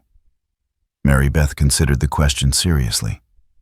Over the months they'd spent together, she'd come to care for Jonas deeply. He was kind, protective, hardworking, and honest, everything that Ezekiel Hawthorne had pretended to be, but wasn't. But did caring translate into the kind of love that marriage should be based on? "I think," she said slowly, "that I've been happier here with you than I've ever been anywhere else. I think you're a good man who deserves better than being forced into marriage by legal necessity. And I think my child couldn't ask for a better father figure regardless of biology." Jonas sat down across from her, his expression serious. "Mary Beth, I need you to understand something. If we do this, if we get married, it won't be just for legal protection. Once I make that commitment, it's permanent. I don't believe in divorce or abandonment. If you become my wife, you'll be my wife for life, through whatever comes." The intensity in his voice made her shiver. "And if I'm not able to be a real wife to you, if the marriage is just on paper, then that's what it is. I won't pressure you for anything you're not ready to give freely, but I also won't pretend that I don't care about you, that this is just a business arrangement." Mary Beth felt her heart skip a beat at the quiet admission. "You care about me?" Jonas leaned forward, his pale eyes burning with an intensity that took her breath away. "Mary Beth, I've cared about you since the moment I saw you standing on that platform, trying to be brave, while the whole world treated you like you were nothing. I've watched you work harder than any woman should have to work, seen you face down dangers that would break most people, and you've done it all with a grace and strength that amazes me every day. The words hung in the air between them, heavy with meaning and possibility. Mary Beth felt tears pricking at her eyes, overwhelmed by the realization that this strong, capable man had been watching her just as carefully as she'd been watching him. "I care about you too," she whispered. "More than I probably should given our circumstances." "Why shouldn't you?" "Because I'm damaged goods, remember. A fallen woman carrying another man's child. I have nothing to offer a man like you except problems and complications." Jonas was across the room and kneeling beside her chair before she could blink, his hands gentle as they cupped her face. "Don't you ever say that again," he said fiercely. "You're not damaged, you're not fallen, and you're not worthless. You're a strong, beautiful woman who survived things that would have destroyed weaker people. Any man would be lucky to have you as his wife. Even with the baby. Especially with the baby. That child is part of you, which makes him or her part of what I care about. I meant what I said before. I'll raise this baby as my own. Love him or her as my own, and anyone who has a problem with that can take it up with me." Mary Beth searched his face, looking for any sign of doubt or reservation, but found only sincerity and determination. This man, this mountain giant, who could have had his pick of unmarried women in a dozen towns, was offering to tie his life permanently to hers, to take on her burdens as his own. "Are you proposing to me, Jonas Rohr?" she asked softly. A slow smile spread across his weathered features. "I suppose I am." "Mary Beth Briggs, will you marry me? Not because the law says we should not, because it's convenient or practical, but because I love you, and I want to spend the rest of my life taking care of you and making you happy." The simple words hit her like a lightning bolt. Love. He loved her. This incredible man who had rescued her from a nightmare and given her a new life actually loved her. "Yes," she breathed, hardly believing she was saying the words. "Yes, I'll marry you. Because I love you too, and because I can't imagine my life without you in it." Jonas kissed her, then soft and gentle and full of promise. It was nothing like the brutal assault Ezekiel Hawthorne had called affection. This was tender and respectful, and everything a first kiss should be. When they finally broke apart, Mary Beth felt as if the world had shifted on its axis. Everything looked the same, but somehow felt completely different. She was going to be Jonas's wife, really and truly, not just for legal protection, but for love. "We should tell Morrison," Jonas said, though he seemed reluctant to break the spell of the moment. "In a minute," Mary Beth replied, snuggling closer to his warmth. "Let me just enjoy this for a little while first." They sat together by the fire as darkness fell outside, talking quietly about their plans for the future. Jonas told her about improvements he wanted to make to the cabin, about expanding the barn, and building a proper schoolhouse for their children. Mary Beth found herself imagining those children, some that would look like Jonas, with his pale eyes and dark hair, others that might favor her own softer features. "Jonas," she said, suddenly struck by a troubling thought. "What if the court doesn't recognize our marriage anyway? What if they say it doesn't count because it wasn't performed in a church or because Morrison isn't licensed in this territory?" Jonas considered this soberly. "Then we'll cross that bridge when we come to it. But Morrison seems to know what he's talking about, and he wouldn't have suggested marriage if he thought it wouldn't help." "You're right. I'm just scared, I guess. Scared that just when everything seems to be working out, it'll all be taken away again." "Hey." Jonas tilted her chin up so she was looking into his eyes. "I'm not going anywhere, and I'm not letting anyone take you away from me. We'll fight this together, whatever it takes." The conviction in his voice steadied her nerves. Whatever challenges lay ahead, she wouldn't be facing them alone. The next morning, they found Morrison already awake and tending to his horse. The preacher looked up as they approached his experienced eyes, taking in their joined hands and the subtle changes in their demeanor. I take it you've reached a decision? He asked with a knowing smile. We have, Jonas replied. We'd like you to perform the ceremony as soon as possible. Morrison nodded approvingly. Excellent. I'll need to prepare some documentation to make sure everything is properly legal. Do you have any witnesses in mind? Mary Beth frowned. There's no one else here. Will that be a problem? Not necessarily. In frontier territories, the requirements are often relaxed due to practical necessity. But it would be better if we could find at least one witness who could testify to the validity of the ceremony if needed. Jonas was quiet for a moment, then his face brightened. Running Bear, he said suddenly. The Ute chief I told you about. He considers himself my friend, and tribal testimony carries weight in territorial courts. Do you think he'd come? Mary Beth asked. Only one way to find out. Jonas disappeared into the cabin and emerged with what looked like a small piece of polished bone carved with intricate symbols.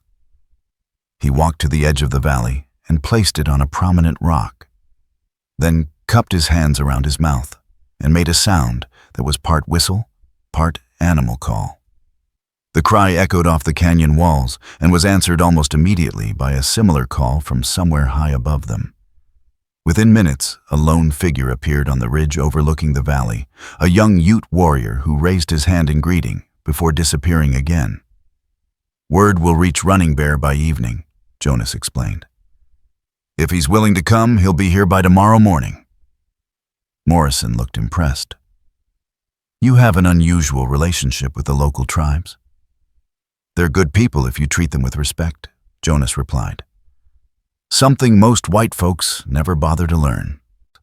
As promised, Running Bear arrived the next morning accompanied by 2 other warriors and an elderly woman whose lined face spoke of great wisdom and experience. The chief greeted Jonas warmly, clasping his arm in the manner of old friends. Mountain Walker calls, and Running Bear answers, the chief said in his careful English. What brings such urgency? Jonas explained the situation quickly, outlining the legal threats they faced and their need for witnesses to a proper marriage ceremony. Running Bear listened intently, his weathered face growing increasingly grim as he learned of the railroad's plans for the valley. White man's greed knows no bounds, he said finally. They see beauty and think only of how to destroy it for profit. But you have been friend to my people, Mountain Walker. We will help if we can. The elderly woman who Running Bear introduced as Wind in the Trees approached Mary Beth with gentle curiosity. She spoke rapidly in Ute and Running Bear translated. She says the child comes soon. She asks if you have help for the birthing time. Mary Beth shook her head. I was hoping to make it to town when the time came, but now. Wind in the Trees spoke again, reaching out to touch Mary Beth's belly with reverent hands. The baby responded to her touch, moving visibly under the fabric of Mary Beth's dress. She says the child is strong and healthy. Running Bear translated. She offers to stay and help with the birth if you wish. She has delivered many babies, knows the old ways that sometimes work better than white medicine. Mary Beth felt tears prick her eyes at the unexpected kindness. Tell her I would be honored by her help. Wind in the Trees smiled and nodded, then spoke again at length. Running Bear's translation was thoughtful. She says childbirth is sacred time when the veil between worlds grows thin. To be present at such moment is great privilege. She will prepare special medicines, sing the old songs that ease pain, and call healthy spirits to protect mother and child. Morrison, who had been listening to this exchange with fascination, cleared his throat diplomatically. If we're ready, perhaps we should proceed with the ceremony. They gathered in the clearing in front of the cabin, with the majestic peaks serving as a natural cathedral. Morrison opened his worn Bible and began to speak the ancient words that would bind Jonas and Mary Beth together as husband and wife. The ceremony was simple but profound, made more meaningful by the wild beauty of their surroundings and the mixed company of witnesses. Morrison spoke of love and commitment, of facing life's challenges together, of creating something greater than the sum of its parts. When it came time for vows, Jonas took Mary Beth's hands in his and spoke from the heart. Mary Beth, I promise to love you and protect you for as long as I draw breath. I promise to be a good father to your child and any children we might have together. I promise to stand beside you against whatever troubles come our way, and to make this valley a place where you and our family can flourish and be happy. Mary Beth's voice was steady despite her tears as she replied, Jonas, I promise to love you and support you through whatever life brings us. I promise to work beside you to build a good life in this beautiful place. I promise to trust you and respect you and be the kind of wife who makes you proud to have chosen me. Morrison pronounced them husband and wife as the sun reached its zenith overhead and Jonas kissed his new bride with gentle reverence while their unlikely congregation cheered. Running Bear stepped forward and placed his hands on both their heads, speaking a blessing in Ute that needed no translation to convey its meaning. Wind in the trees produced a small pouch of herbs from her medicine bag and sprinkled them over the newlyweds while chanting in a voice that seemed to harmonize with the wind in the pines. The sweet smoke rose into the clear mountain air, like incense carrying their vows up to whatever gods watched over such moments. As their guests prepared to depart, Running Bear pulled Jonas aside for a private word. The conversation was brief but intense, conducted in the mixture of English and Ute they used when discussing serious matters. What did he say? Mary Beth asked when Jonas returned to her side. He's going to have some of his warriors keep watch on the trails leading into the valley, Jonas replied grimly. If any large groups try to approach, we'll have advance warning. He also said that tribal law considers our marriage sacred, now protected by ancient custom. Anyone who tries to break it apart will answer to the Ute as well as to me. The weight of that protection was both comforting and sobering. Mary Beth realized that by marrying Jonas, she had gained not just a husband, but an extended family of sorts, people who would fight to defend her right to happiness. As evening fell and they found themselves alone again for the first time, as husband and wife, Mary Beth felt a strange mixture of excitement and nervousness. The practical aspects of their relationship hadn't changed. They would still sleep separately, still maintain the respectful boundaries they'd established over the months of living together. But somehow, everything felt different now, charged with new possibilities and deeper meaning. No regrets? Jonas asked as they sat by the fire sharing their first dinner as a married couple. None, Mary Beth replied without hesitation. Only that it took us this long to get here. She smiled at that feeling, warm and cherished in a way she'd never experienced before. Tomorrow they would begin preparing for the court battle that would determine their future. But tonight, they were simply Jonas and Mary Beth, raw newlyweds in a valley that had become their sanctuary. The baby kicked strongly, as if celebrating along with them, and Mary Beth placed Jonas's hand on her belly so he could feel the movement. His expression of wonder and joy, as he felt his stepchild's vigorous activity, made her heart swell with love. Whatever challenges lay ahead, they would face them together as a family. And that Mary Beth thought as she drifted off to sleep that night made all the difference in the world. The weeks following their marriage passed in a blur of preparation and mounting tension. Morrison had departed with their legal documents, promising to file them immediately with the territorial court. But his warnings about the railroad's influence weighed heavily on both Jonas and Mary Beth. Every sunset brought them one day closer to the court hearing that would determine not just their future, but the fate of the valley itself. Mary Beth's pregnancy had reached the point where the baby could arrive any day. Wind in the trees had returned twice to check on her progress, bringing various herbs and preparations while teaching Mary Beth breathing techniques and traditional methods for easing labor pains. The elderly Ute woman's presence was comforting her calm confidence, a stark contrast to Mary Beth's growing anxiety about giving birth so far from any doctor. The spirits say the child will come with the next storm. Wind in the trees announced during her most recent visit, her weathered hands moving expertly over Mary Beth's swollen belly. Strong child eager to breathe mountain air. Jonas had been making his own preparations, fashioning a cradle from pine wood and ensuring they had adequate supplies for the birthing. But Mary Beth could see the worry in his pale eyes whenever he thought she wasn't looking. The combination of impending fatherhood and the legal threats hanging over them was taking its toll on her normally unflappable husband. It was on a Tuesday morning in late June when their fragile peace was shattered once again. Mary Beth was hanging washing on the line, moving slowly and carefully, due to her advanced pregnancy, when thunder's warning whinny echoed across the valley. But this time the sound was different, sharper, more urgent, as if the stallion sensed something truly dangerous approaching. Jonas appeared from the workshop within seconds, his rifle in hand and his face grim. "Get inside," he commanded, his voice carrying the authority of a man who'd learned to trust his instincts in matters of survival. "What is it?" Mary Beth asked, but she was already moving toward the cabin, one hand supporting her heavy belly. "Too many horses," Jonas replied tersely, "and they're not trying to be quiet about it." From inside the cabin, Mary Beth could hear the approaching riders, not the careful, respectful approach Morrison had used, but the aggressive clatter of men who expected to be obeyed. Her heart sank as she recognized the implications.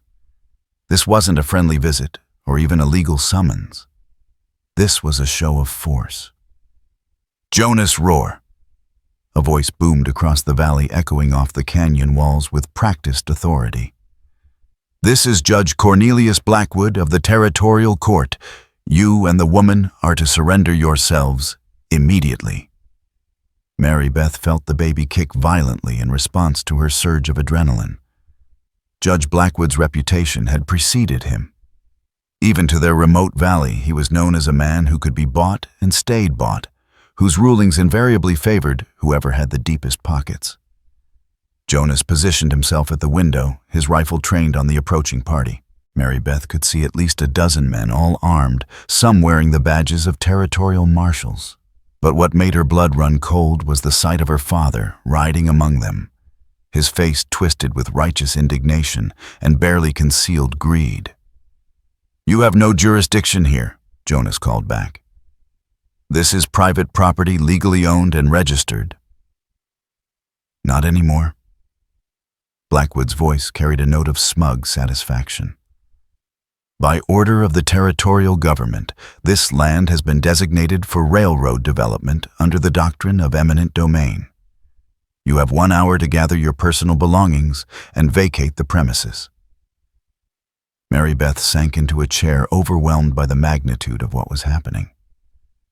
They'd known this moment might come, but she'd held on to hope that their marriage and legal documentation would provide some protection. Now, it seemed those hopes had been naive.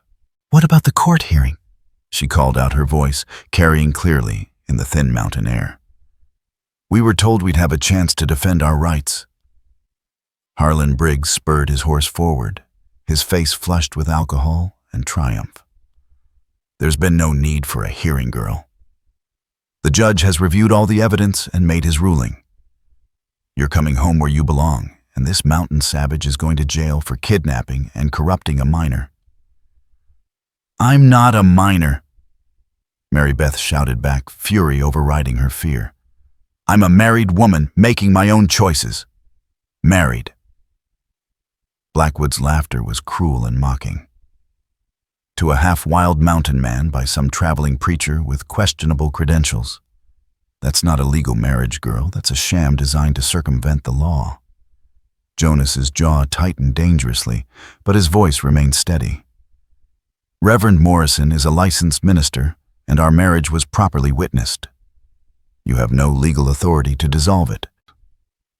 "I have all the authority I need," Blackwood snapped. The railroad has documented this man's history of violence, his associations with hostile Indian tribes, his complete disregard for civilized law and order. No court in the territory would recognize a marriage between a decent Christian woman and a savage. The insult hung in the air like a challenge, and Mary Beth could feel Jonas's barely controlled rage radiating from his position by the window. She'd seen him angry before, but this was different. This was the cold, calculating fury of a man pushed beyond his limits. "You've got 1 hour," Blackwood repeated. "After that, we're coming in whether you surrender or not. And I promise you, Mountain Man, if you force us to take you by violence, you won't survive the experience." As the posse settled into position around the cabin, clearly prepared for a siege, Mary Beth felt a familiar tightening in her belly. At first, she attributed it to stress. But when the sensation came again, stronger and more regular, she realized with growing alarm that her labor was beginning. "Jonas," she whispered, her hand gripping his arm. "The baby's coming." He turned to look at her, and she saw her own fear reflected in his pale eyes. Of all the times for this to happen with armed men surrounding their home and their future hanging in the balance, the timing couldn't have been worse. "Are you sure?" he asked quietly. Another contraction answered his question, stronger than the last, and accompanied by a rush of fluid that soaked through her dress. "I'm sure," she gasped. Jonas's expression shifted, the cold anger replaced by fierce determination. "Then we make our stand here," he said simply. "No one is taking you anywhere until that baby is safely born." The next contraction was strong enough to make Mary Beth cry out despite her attempts to remain quiet. Outside, she could hear Harlan's voice raised in drunken argument with Judge Blackwood, apparently disagreeing about the best way to handle the situation. "She's having the baby," Jonas called out suddenly, his voice carrying across the valley. "Whatever you plan to do, you'll have to wait until the child is born."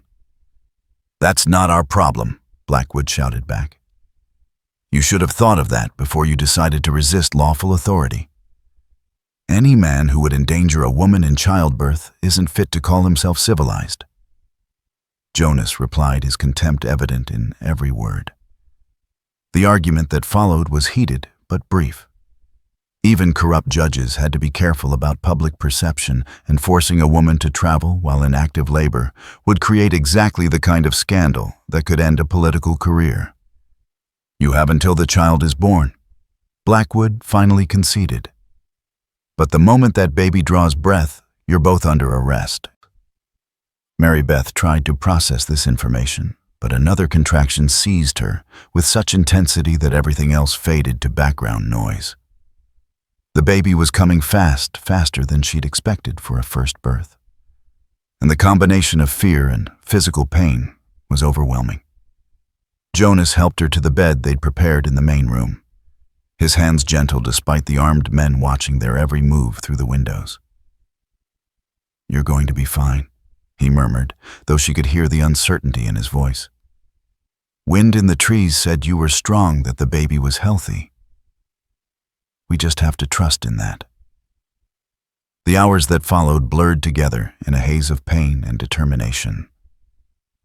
Jonas proved to be a capable midwife, despite his obvious nervousness, following the instructions Wind in the Trees had given them, and providing constant encouragement when Mary Beth felt like she couldn't continue. Outside, the posse maintained their vigil, but Mary Beth was dimly aware that their numbers had grown. More riders had arrived throughout the afternoon. And from the shouted conversations she could overhear, it seemed that word of their situation had spread throughout the territory. "Push, Mary Beth," Jonas urged during what felt like the 100th contraction. "I can see the head. Just a little more." With a final overwhelming surge of effort, Mary Beth felt the baby slip free, followed immediately by the most beautiful sound she'd ever heard, a lusty, indignant cry that announced the arrival of a new life into the world. "It's a boy," Jonas said softly, his voice thick with emotion as he lifted the tiny squirming form.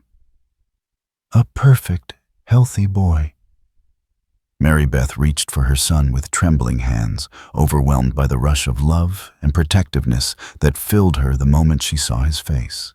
He was small but obviously strong, with a shock of dark hair and eyes that seemed far too wise for someone only minutes old. "Hello, Samuel," she whispered, the name coming to her as naturally as breathing. "Welcome to the world, little one." The sound of approaching horses interrupted the precious moment of peace. Through the window, Mary Beth could see Judge Blackwood dismounting, accompanied by several armed men and what looked like a doctor carrying a medical bag. "Time's up," Blackwood called out. "Send the woman and child out immediately or we're coming in." Jonas stood slowly, his hand moving to the rifle he'd propped against the wall. "She's not going anywhere," he said loudly enough for everyone to hear.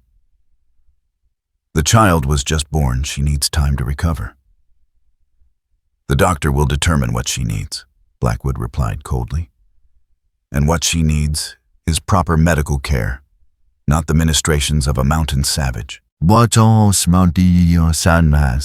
The insult was clearly intended to provoke Jonas into doing something rash, but Mary Beth could see him fighting to maintain control. Starting a gunfight with their newborn son in the room would be the height of madness, but surrender would mean certain separation and probably imprisonment for Jonas. It was then that the sound of war cries echoed from the ridge above the valley, followed by the distinctive whistle of arrows cutting through the air.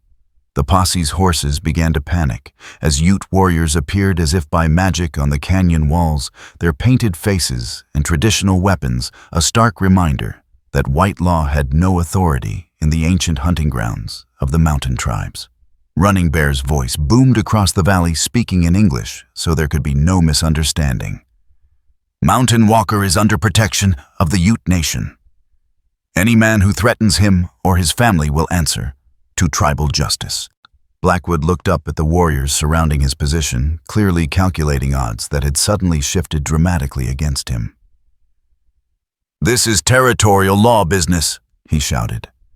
"The federal government has treaties with your people. You have no right to interfere. Treaties white men break when convenient." Running Bear replied with cold dignity. "But Ute law is older than your treaties, stronger than your courts. Mountain Walker saved life of Ute child, earned place among our people. His family is our family now." Mary Beth felt a surge of gratitude for the unexpected protection, but she also knew that the situation was rapidly spiraling toward violence. Men on both sides were armed and angry, and it would take very little to turn their valley into a battlefield. "Please," she called out, her voice carrying clearly in the tense silence. "There's been enough violence already. If you want to talk, then talk. But let's do it like civilized people, not like animals fighting over territory."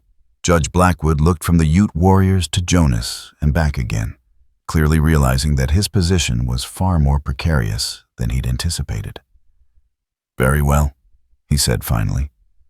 "We'll talk. But I want guarantees that your Indian friends won't attack while we're negotiating." Running Bear spoke rapidly in Ute to his warriors, then nodded to Jonas. "We will keep peace as long as peace is kept with us.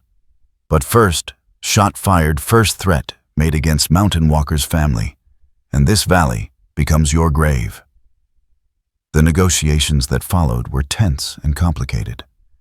Conducted partly in the clearing between the cabin and the posse's position, partly through shouted exchanges across the valley. Mary Beth remained inside with baby Samuel, listening to the arguments and counter-arguments while nursing her son and trying to regain her strength. The core of the dispute was legal, but the implications were deeply personal.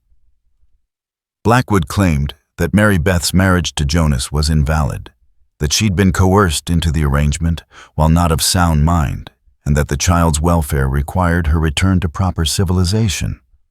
Jonas countered that the marriage was entirely legal, properly witnessed and documented, and that Mary Beth had made her choices freely and with full understanding of the consequences. "The woman can speak for herself," Running Bear interjected at one point. "Ute law says woman's voice most important in matters concerning her children. Let her say what she chooses." Mary Beth appeared in the cabin doorway, Samuel cradled in her arms, her hair loose around her shoulders, and her face still pale from childbirth, but her voice strong and clear. "I choose my husband," she said simply. "I choose this valley, this life, this family we've built together. My father sold me like livestock because he needed money to pay his debts. Judge Blackwood wants to drag me back to town because the railroad is paying him to clear this land. But nobody, not my father, not the court, not the railroad, has the right to make my choices for me." She paused, looking around at the assembled men with calm dignity. "I'm Mary Beth Rohr now, wife to Jonas and mother to Samuel. This is my home, these are my people, and I'm not leaving unless someone wants to explain to the territorial governor why they used armed force against a woman who just gave birth." The mention of the territorial governor clearly struck home. Blackwood might be corrupt, but he wasn't stupid, and the political implications of attacking a new mother were potentially career-ending. "The railroad has legal rights," he insisted, but with less conviction than before. "The railroad has influence and money," Jonas replied. "But that doesn't make their claims legal. I have a clear deed to this property filed and registered according to territorial law. If they want my land, they'll have to go through proper legal channels, not hired guns and corrupt judges." Running Bear stepped forward, his weathered face grave with the weight of ancient authority. In old days, white men came with treaties promised to respect Indian lands, honor boundaries, keep peace. But always when white men find something they want, treaties become worthless paper. You say you have law, but your law changes when convenient for powerful men. He gestured toward the valley surrounding them, the towering peaks and pristine wilderness that had remained unchanged for countless generations. "This place is sacred to my people, part of hunting grounds our fathers' fathers knew. Railroad comes here, brings noise and smoke and poison, destroys balance that has existed since world began. Ute Nation will not permit this desecration." The implications of that statement were clear to everyone present. The territorial government might be willing to override Jonas's property rights.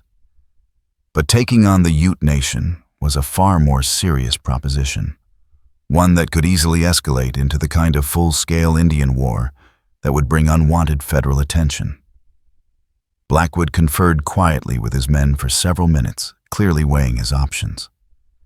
Finally, he stepped forward with the expression of a man who'd been forced to accept an unsatisfactory compromise. "Very well," he said. "We'll return to town and file a proper appeal through appropriate legal channels. But this matter isn't settled, Mountain Man. The railroad wants this land, and they have the resources to keep fighting until they get it." "Let them fight," Jonas replied calmly. "But they'll do it in court according to law, not through intimidation and illegal seizure." As the posse prepared to depart, Harlan Briggs made one last desperate attempt to regain control of his daughter. "Mary Beth, girl, you're making a terrible mistake. Come home with me now, and we can work this out properly." Mary Beth looked at her father with a mixture of pity and disgust. "I am home," she said quietly, "and I'm not your property to be worked out. Goodbye, Father." The finality in her voice seemed to break something in Harlan's spirit. He aged visibly as he realized that his daughter was truly lost to him, that his greed and selfishness had cost him the only family he had left. As the dust from the departing riders settled, Running Bear approached the cabin with Wind in the Trees and several other tribal elders. The elderly medicine woman immediately took charge of Mary Beth and the baby, checking both for any signs of distress from the stressful birth. "Strong mother, strong child," she announced after her examination. "Birth blessing successful despite white men's interference. Baby will grow tall and wise like his father." Running Bear clasped Jonas's arm in the traditional gesture of brotherhood. "You fought well, Mountain Walker. Showed courage and wisdom when faced with overwhelming odds. Your woman also showed great strength. Ute Nation is proud to call you family." As evening fell, and their unexpected allies prepared to depart, Mary Beth sat by the fire with Samuel at her breast and Jonas's strong arm around her shoulders. The legal battle was far from over. Blackwood and the railroad would return with new strategies and greater force. But for now they were safe in their valley sanctuary. "What do you think will happen next?" Mary Beth asked, watching the firelight play across her son's peaceful features. "The railroad will try legal channels first," Jonas replied thoughtfully. "When that fails, they'll probably attempt to pressure the territorial government into changing the eminent domain laws, and if that doesn't work, they'll try something else," Mary Beth finished. "Something more direct." Jonas nodded grimly. "But we'll be ready for them, and we won't be facing them alone." Outside, the wind sang through the pines, and somewhere in the distance a wolf called to its mate. The valley settled into the peaceful quiet of night. But inside the cabin, 3 people sat by the fire and contemplated the future they were building together, one battle at a time. Samuel stirred in his mother's arms and opened his eyes, looking up at the faces surrounding him with the curious gaze of someone just beginning to understand the world he'd been born into. It was a world full of challenges and dangers, but it was also full of love and protection and the fierce determination of people who would fight to their last breath to keep their family safe. Mary Beth began to hum softly, an old hymn her mother had sung to her as a child, and gradually Jonas's deep voice joined hers in the familiar melody. The music filled the cabin with warmth and peace, a lullaby for their newborn son, and a promise to whatever gods watched over such moments that this family would endure no matter what storms might come. In the months and years ahead, there would be more battles to fight, more challenges to overcome. The railroad's lawyers would return with new strategies and greater resources. Corrupt officials would find new ways to threaten their peaceful existence. The harsh realities of frontier life would test their strength and resolve in ways they couldn't yet imagine. But on this night, in this moment, they were complete. A family forged in the crucible of hardship and sealed by grace, standing together against whatever the future might bring. And in the end, Mary Beth thought, as she drifted off to sleep with her husband's arms around her and her son safe at her side, that was enough. That was everything.